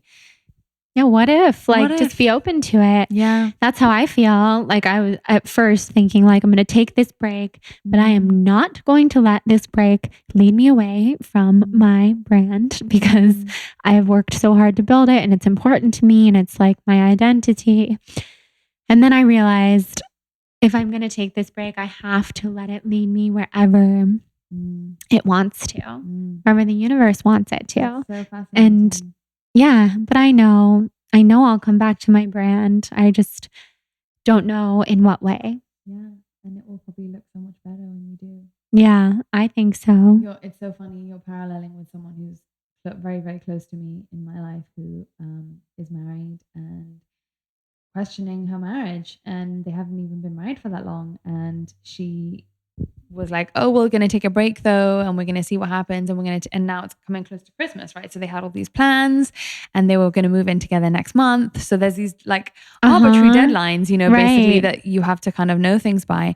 And so she was basically like, very tempted to basically do a break, like, oh, but we'll still speak every day and we'll still like move our stuff in, but we'll just live separately, but like all our things will be there, and like, still we won't do anything about Christmas and whatever. And she got to a place where kind of where you at, of like, no, I need to literally face the idea of not being married, or the idea of not being the me that I am now, in order to really reassess. Like, you can't just have sometimes one foot in and one foot out. Yeah. You really need to like do what you're doing, which is fully surrender everything to the universe with that faith and trust that it's only going to give you back what is true and right and good and even better things. Yeah, but it is scary. It's very much the unknown. And I was so resistant to it at first, just thinking like, if I take this break, how terrifying, because what if I'm not a blogger anymore? What if like that's just not the path anymore? And now I'm just excited, because I think in life, we just have to be comfortable pivoting. And that's something I've gotten really comfortable with, the pivot. And any successful business person will say too, that like you have to be comfortable pivoting. And it's just silly to think that we might be on the same exact path forever. Yeah. So now I'm just excited. Yeah. And that's the fun of it. Like when we can get to a place where the unknown is fun, then we're much more aligned with the soul, because the soul didn't come here to have its whole life mapped out for it. The soul came here to be surprised and delighted and tickled by what might come at every corner. So like, exactly, that's what we need to get back to. Exactly. I know. So now I think Jillian's here, and I'm going to have her come inside and ask some projector questions. Amazing.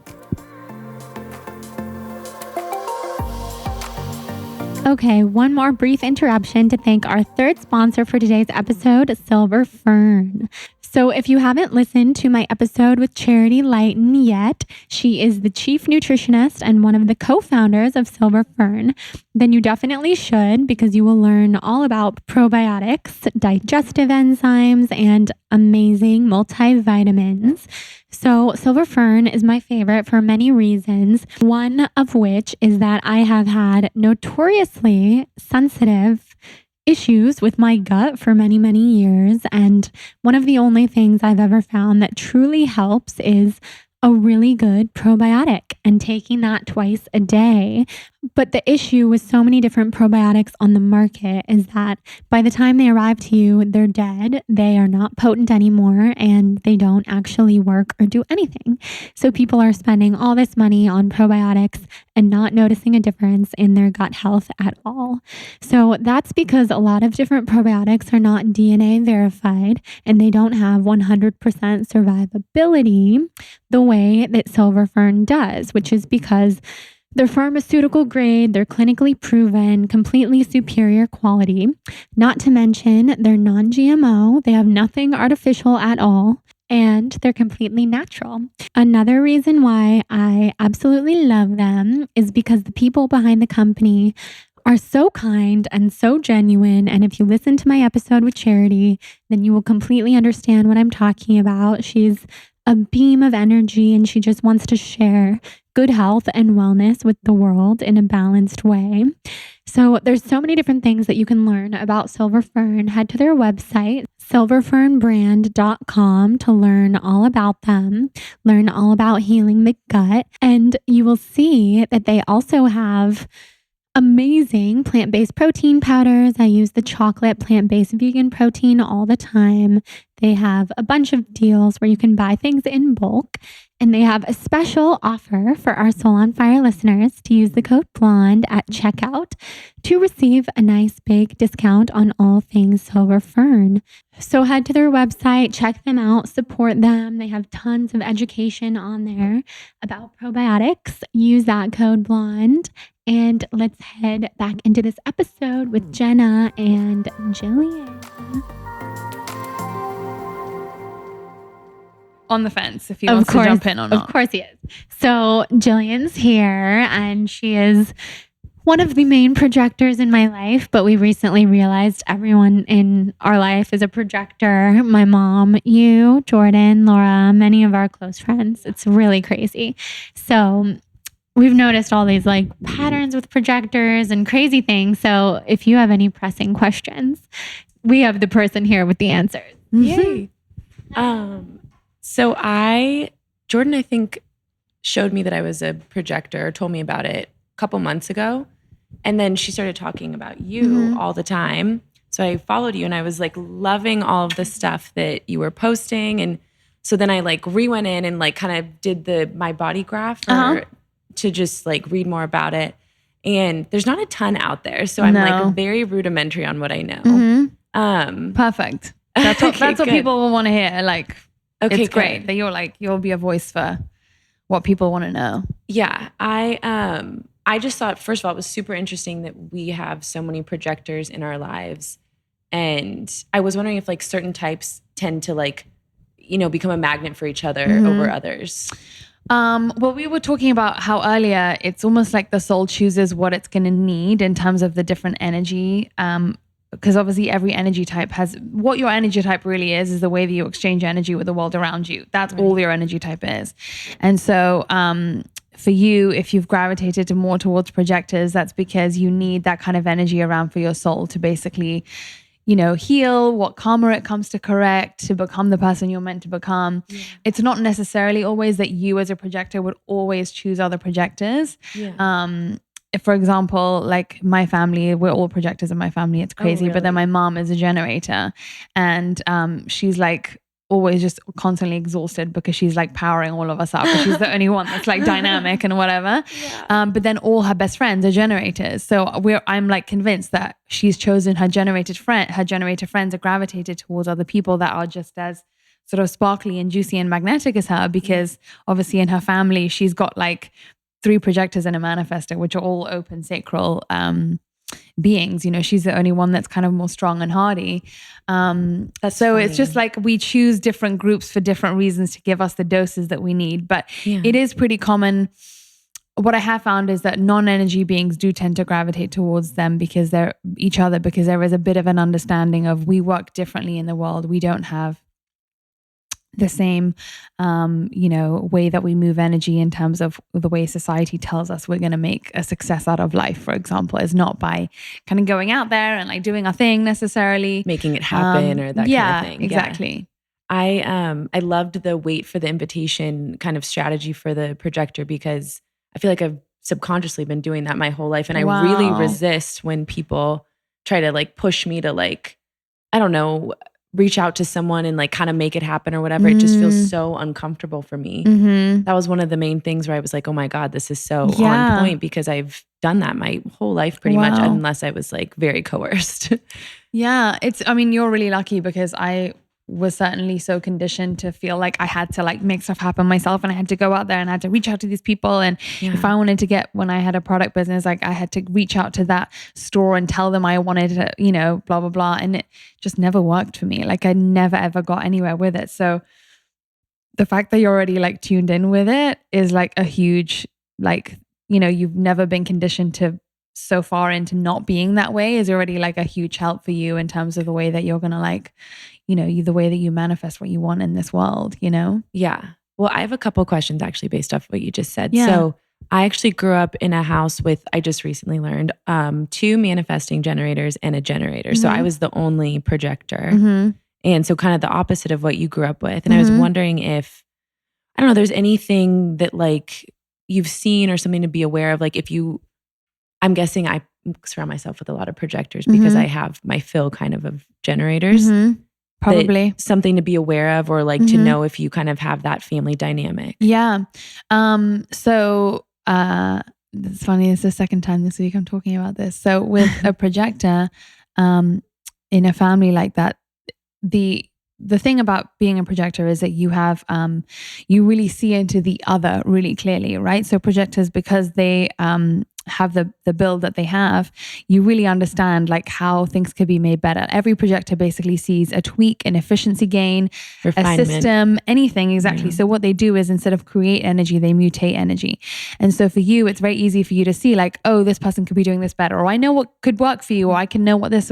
So the number one thing that projectors really have to be careful, which is kind of like the shadow side, is like volunteering what they see without being asked or invited, because they do see things that could be helping people, but unless there is a place for that advice to land in the other person, then it's kind of like energetically throwing a ball up against the wall. It's going to like rebound and hit you back in the face. People are going to say, bossy, know-it-all. Like, I was always told I was bossy in grade school. I was like known for that. My family is going to laugh so hard when they hear this. They're going to be like, oh yeah, that's it. Yeah. So there's that, but then there's also the fact that obviously you take on, because you don't create your own, you don't generate your own energy, it's not always that easy for you to keep up with them in the same ways that they do. So as a projector, you can kind of like dip in and out of their energy. So you can kind of go in, ride on their wave of energy and make the most of it. And for 2 to 3 hours a day, be as productive or as on or as energized or as whatever it is as they can, but only for short bursts. Because if you do it for much longer than that, then you will burn out. So it's not that projectors can't be productive and energized and all those things, but it's just that it's because it's not your own energy. It's kind of like we're talking about with coffee. It's like you can do it for short amounts of time. If you do it too much, then you'll have a massive crash. Right. So it's about being intelligent with the energy that you do have access to, and just being super efficient, because you're a projector. You will be efficient with the way that you choose to spend those 2 to 3 hours of the time when you are being energized and on and productive and all those things. Interesting. Okay. Yeah. That makes a ton of sense. And then you said something about how projectors manifest. I was wondering, as a projector, if you had learned anything that you kind of wish you knew about manifesting, like specifically for projectors, that maybe, you've discovered recently, or Well, I'll tell you the most important thing about manifesting and getting clear on what you want is actually there's another part of your chart that's much more important when it comes to that. And that is, I don't know if you ever saw the arrows. There's 4 arrows that are near your head in a chart on my body graph. So when you look at the arrows in someone's chart, the bottom right-hand arrow basically will point either to the left or to the right. And if it points to the left, you manifest in a specific way, which basically means that it really works for you to get clear on what you want, to have a list, to have a vision board, to get the specifics, like, oh, I want this kind of home with these kind of, or I like this car or whatever. Yeah. Whereas if you have it pointing to the right, then it would be that you're more general in the way that you manifest. So you're specific, which means that when you're very, very clear on what you want and you can really like name it down to the detail and stuff, that's when the universe can really get behind you, because it says, okay, now she's clear. Let's like leverage this thing. Oh my gosh. Okay. That's Whereas if you're non-specific, so the bottom right-hand arrow points in the other direction, it basically means that you should be more general. So for example, with me, if I say, oh, I want to be on Jordan's podcast, that would never work for me, because the universe, it would backfire, because I'm not supposed to be specific. Oh, wow. So I'm not living my design. So what that means is I have to focus more on like, I just want to share, universe, like whatever, however that looks, but let me share to the next level, or help me get to my next point, or reach more people, or be working harder, or whatever it is that I want. And that's when it will give it to me. So that's one of the most important things in terms of the way that we manifest in our chart, is actually has nothing really to do with our energy type, but much more to do with that bottom right-hand arrow. Wow. Okay. That makes a lot of sense for me now that you're saying that, because I feel like with the small things, I'll literally think of something that I like want to know more about, or like that I want, and it shows up like within a couple days, if that. Like it's very quick. And with bigger things, I feel like I'm definitely more general, and I struggle manifesting there Wow. for sure.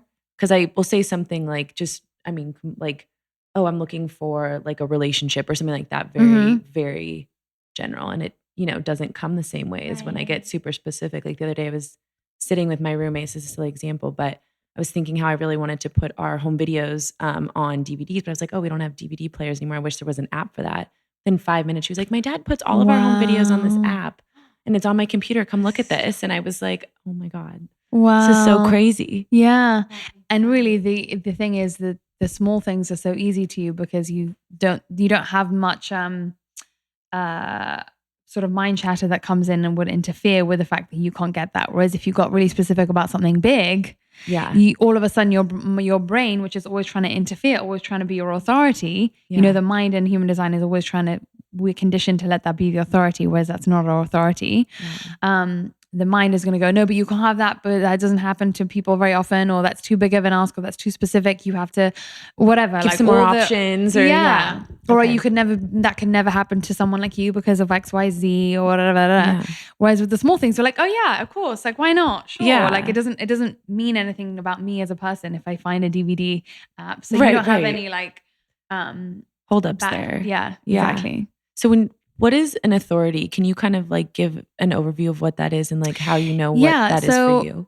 Your authority is basically the part of you that gets to make the major life decisions. Okay. So if you see in your chart, you have 9 energy centers. Imagine they're like a team, like a football team. Yeah. And there's always one of them that basically gets to call the shots. Now, Jordan, because she doesn't have any of them lit up, that's why she needs to wait the whole lunar cycle, because basically life shows her what guides her. Right. Exactly. So you can either have no inner authority like she does. You can have sounding board authority. You can have emotional authority, sacral authority, splenic authority, ego authority, or G-center authority. So there's lots of different ones. You're emotional. Okay. That makes sense. And your emotional wave is, with being an emotional, it basically means that your whole life is on a, ups and downs of emotions. Sometimes you wake up and you feel happy, and sometimes you wake up feeling sad, and it's got nothing to do with what's actually going on in your life. It just is, right? That's the whole thing about being an emotional person, is like, you are always on this wave of emotion that's controlled by whoever's upstairs. And basically, with you have an emotional wave that is a kind of, I tend to call it the escalator, and this is where you guys have a friendship. Like, one of your big areas of friendship is that you both feel this need to creatively express yourselves. You're both really into expression and creativity and the limitless possibility of that. So that's one of the places where you guys, if you're talking about the Venn diagram of what you have in common, like that's a real bond for you two. Me too. So with your emotional authority, the interesting thing about emotional authority is that in terms of making your major life decisions, you basically have to wait until you're in a point in your emotional wave where you're neither high nor low, but you're in that middle bit where you're like cool, calm, and collected. And that's when you have clarity on things. So when you're deciding what to do, or if something's right or if something's wrong, and because you're emotional, but also because you're also, this only applies to before everyone else self-diagnoses. Before this, because you're a projector or a manifester, if you have this emotional authority, you basically have to wait until you're feeling that middle, that cool, calm, and collected. Yeah. And then life will give you clarity on whether that's the right thing to do or not. I feel like I totally wait for that clarity. I always tell you I want my gut instinct to kick in. Wow. You're so patient with it in a way. It's so important. I'm always like, remember I told you, like, when you're about to have an important conversation with someone, like career or otherwise, I'm like, how are you waiting? Because if you want to do this, I would literally do it right now. Wow. But it works for you to wait. My boyfriends and my boss, all the same. Wow. Like, I'm very much a wait for the right time kind of person. Really living your design then in many ways, like naturally. That's great. Which is awesome. I love to hear that. The emotional authority is probably the hardest thing to decondition from, because the world tells you that, in charge people know, like, reply to an email straight away or have the answer straight away. And if you have an emotional authority, no matter what you are, your best friend sentences are, let me think about it, let me come back to you, let me sleep on it, like all of those things, anything to basically buy yourself time so that you have clarity. Because what they say for emotional people is that there is no truth in the now. We're so mired with our own stuff that we can't see so clearly all the time. Wow, that makes sense. And I feel like I've gotten really good at that in my personal life for the most part, but professionally, I think I struggle with that a little more, like not kind of giving people what they want when they want it. You know? Yeah. And you know, it's hard because the world, we're currently holding for vibration, for want of a better word, of a culture which values people having answers straight away. Yeah. But the way that we move out of that is more of us being willing to buck the trend and do something different. And then that's when it will change, right? So if we're born now, we're born at this crossing of coming into 2027, which is, according to human design, when the new paradigm is coming in.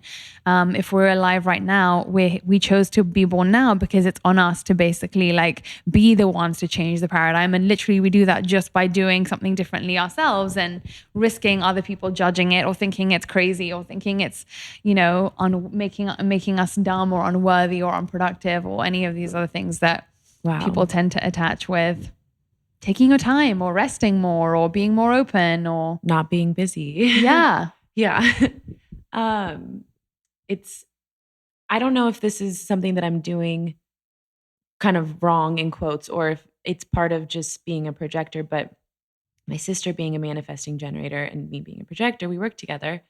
And we always laugh at each other, I think, because if I can sense that she's like not liking something that we're, you know, having to do, or like if something's stressful, it really weighs on me. I really take it in. I really like try to, I don't know, do something to help or talk to her about it. And she's so, how do I say this? Like it can kind of bounce off of her. Like she'll be annoyed for like a second and then it won't really matter to her, but then I'll remember she was annoyed or whatever, even in our personal relationship. Is that something that's common kind of? Well, it's actually more common. It's actually to do with, basically wherever you're open, no matter where in a chart you're open, no matter wherever you have whiteness is where you take other people and that's where you take the external world in. And if wherever in your chart you are the most heavily conditioned, you've been most heavily exposed to conditioning into one of those white areas, that creates like the wound, right? Oh, wow. And so the wound, what I see is that the wound, the place where we're trying the most to kind of fill in, almost act like it's not white. That's what creates almost like it's on a spectrum. It's not like black and white, but it does create a level of codependency of needing to be fixing someone or sorting someone out or being the one to help them. And, you know, all that stuff that, you know, we also then creates a feeling that we value ourselves. So it would come through, and yours is really actually needing to feel like you're the one providing a sense of direction for other people.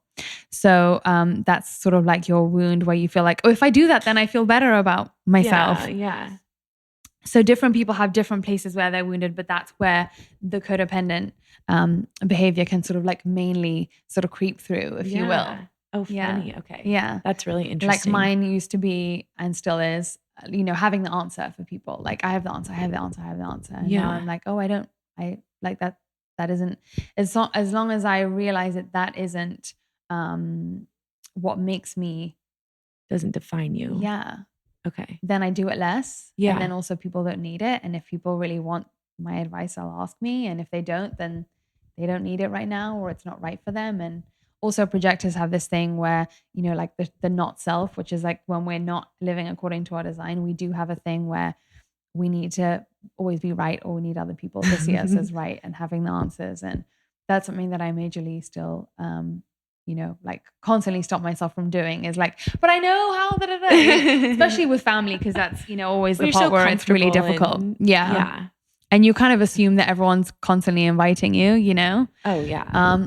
But what I do with my sister, which is kind of cool, is that because, you know, people get confused about what's an invitation, what's not an invitation, whatever. And I think with your close people, you can have that conversation of like, you have open invitation, you know? Yeah. Or I'll make sure that I tell you when I'm inviting you or whatever that boundary is that feels comfortable. Right. Of, you know, just so that you know that that person doesn't always have to invite you so that you share what it is. Like if there's people that really recognize you in your life, then you can always feel invited to say what it is that you need to say. And even just having one person in your life that does that makes it so much easier to not need to volunteer to all the people that don't, you know?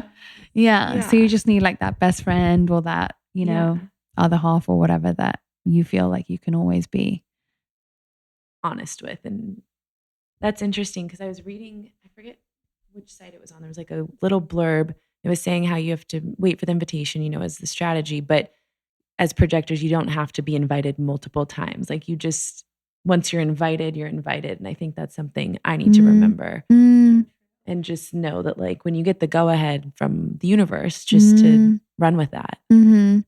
It depends on the relationship as well, because I don't know, like with my boyfriend, for example, like he's not interested in human design, right? There'll be some times where he'll invite, you know, like he was going through a hard thing last week and he was like, he's never, you know, normally he's like always, you know, just doing his own thing and I do mine. But then he was like, is there something wrong with Sagittarius and Capricorn right now? And I took that as like, he's open, right? So then I went into and then sometimes he just doesn't want to know. So it's a little bit more, complex when but you can, it's always, you feel it out. It's always that you know when someone is open, when you feel like they recognize you as having something to share. 2 parts to an invitation. Someone recognizes that you have wisdom to share, and second, that there is a place in them for that wisdom to land. So if you feel like you have both, then that's a true invitation. It's yours. Okay, cool. Yeah. And then you can run with it. Yeah. I have a question about her chart. So since we have her chart pulled up here, could you tell by looking at her chart, like what kind of person would be good for her to be with, like relationship wise? Because, well, that's something we think about. And as her friend, like I'm always wondering, like, who's going to be the perfect type of person for Jill? Because she's her, like she's such a unique, amazing person. And can you tell that by looking at a chart? You need someone who actually, because you do tend to carry the weight of the world on your shoulders. Yeah. And that's actually a good thing, because it means it's actually a sign from your soul that you are someone who is going to carry a lot of energy of other people. You're going to carry that energy and you really are going to be able to lift people. So it's a sign from your soul. The main thing that you need from a relationship is someone who makes you feel like holds that space for you to like be that the good side of the being responsible and the holding space and they're super capable and all that stuff, but also someone who allows you to be kind of a bit, because you have this, you know, you have the strategic side of you, but then you also have the part that loves like the inconsistency and they're not having discipline and just going with it and just having big picture and not overly focusing on like the tiny little things sometimes. So you need someone who's going to basically like really like hold that for you, but then also someone who's going to make you feel like you don't have to always, like, because you have that strategic ability, it's great for like using on other things, but around this person, like they've got it, like they've got the reins. How many like, times have I said that? A million times. Like actually that's very that's what I feel like I want. Yeah, that's what you've said. It's having someone who can kind of take charge. Yeah, in your personal life, you can just be like almost see like that person see you as like the flitty, like floaty, irresponsible one, and then at work you're like so the badass. That'd be so great. That's so when you have that, that's like a really good sign. That's what will make your energy work even better than the way that it does. So it's like when someone comes in, they can enhance this electrical circuitry, or they can, you know, stick nails in it. Do you know what I mean? Yeah. And that, if you have that feeling, that's someone who will enhance the way that your system works, basically. Wow. Yeah. That's awesome. I love that. I can't believe you can tell all that from my chart. That's amazing. It's good fun. Jenna has such like intuitive gifts. When she's looking at someone's chart, she sees so much more than just the picture, which is why you're so good at what you do. Thank you. I mean, we could go on forever, but I know. I want to know, what are these red arrows? The arrows on the left. So your combination of your arrows, the arrows say so much, and what the My Body Graph software is only like 1/10 of what, if you have like advanced software, it will tell you so much. It's like 1,000 other numbers and pictures and colors and whatever.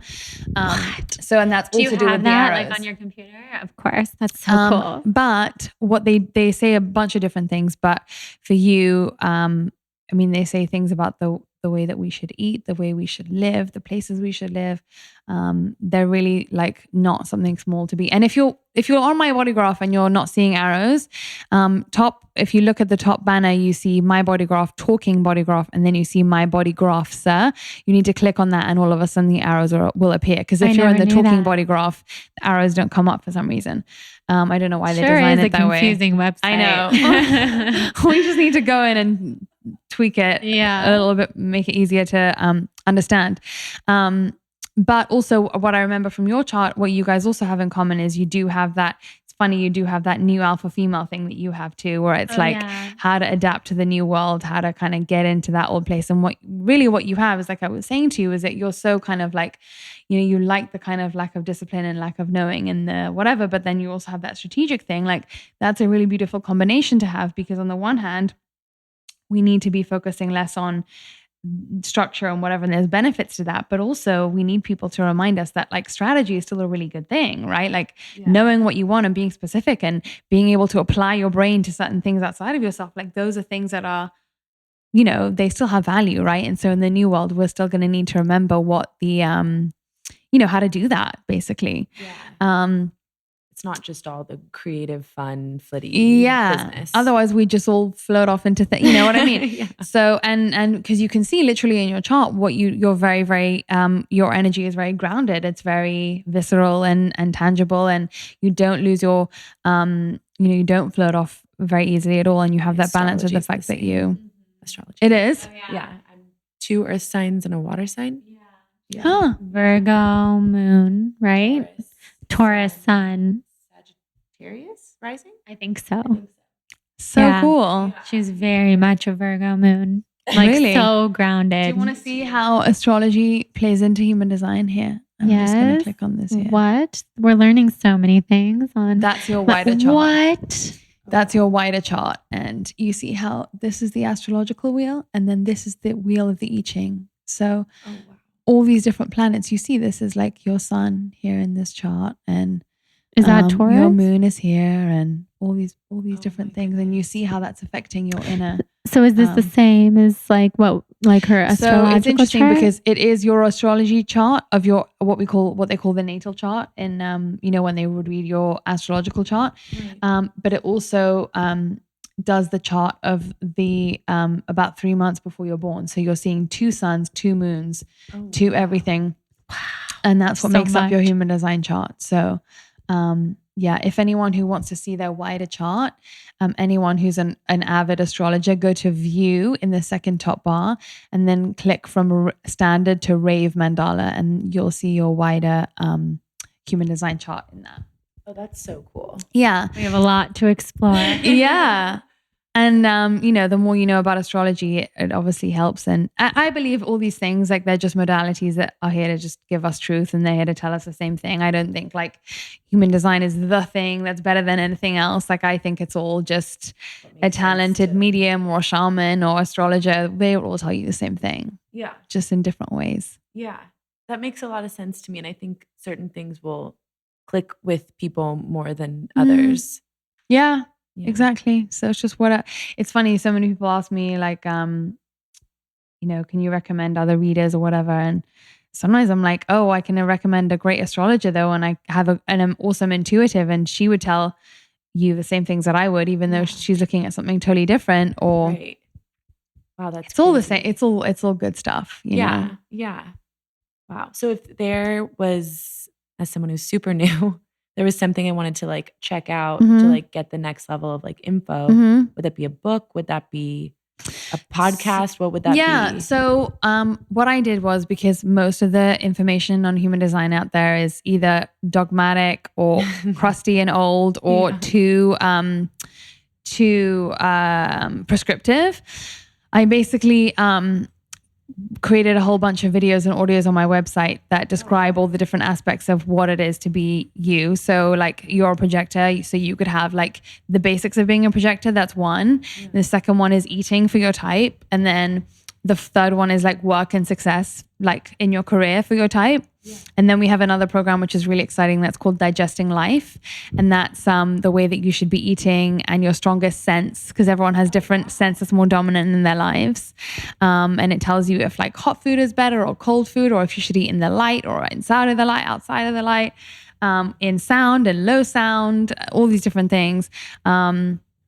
And I did that because I just didn't like, I think, you know, the internet is like, you could hear so many things that are wrong about you on, I don't know, the number of people that, write into me and say, oh, I heard that I'm a 3-6. Does that mean I can't be successful until I'm 50? And I'm like, I hate that there's some human design stuff that's telling people things that is just not helpful or like encouraging of you being like, whatever you want to be. Like, well, the impression I get of human design so far is that it's all about you just knowing yourself enough to get what it is that you want, right? And just going about getting it in the way that's right for you. Yeah, exactly. Okay. And so if ever there's like, I always say to people, if ever you come across something that something in a human design book or on the internet that doesn't make you feel good or doesn't feel right or you don't like the sound of, just ignore it. Yeah, just move on. Yeah. Let it go. Yeah. We only want to do positive, encouraging, you know, worth affirming messages. So awesome. I love it. It's amazing. I know. I'm so glad we got to do this because in my experience, always like the people listening right now, they're the people who are meant to be listening and like they're meant to hear the questions that you asked. And there are people who can relate so much. And if anything, like from the last episode that I had you on, my most amazing dedicated listeners were like, okay, now we know everything about reflectors. Like what else? And there's not that many. I mean, I have met lots of amazing reflectors who do listen to this podcast, which is cool because that goes to show like there's a lot of people out there. But I've, only met one other reflector in life, and that would be my father. I know. Who would have thought? I know. Who also was on the podcast earlier today. It was amazing. It was so amazing. So I know. So tell everyone where they can find you. It's easy. It's just jennazoe.com is my website where all those things are. And Jenna Zoe Daily on Instagram. And that's it. Keep it simple. That's very simple. Well, I need to get some of your programs. I'll send you everything. I would love that. Yeah. I want to know. Well, the one thing you told me about the way I should eat, I literally live by that now. I love that. To eat alone. Like I try to eat alone as much as possible, which you know I already tried to do. Like going to dinners and stuff. I would much rather have eaten beforehand and always. Always. Just I only like to eat around people that I'm super comfortable with. Otherwise, I'm literally eating their energy, and then it takes me like days to get that out of my system. Absolutely. Yeah. So thank you for coming back. I know you're amazing, and thanks, Jill, for being here. So fun.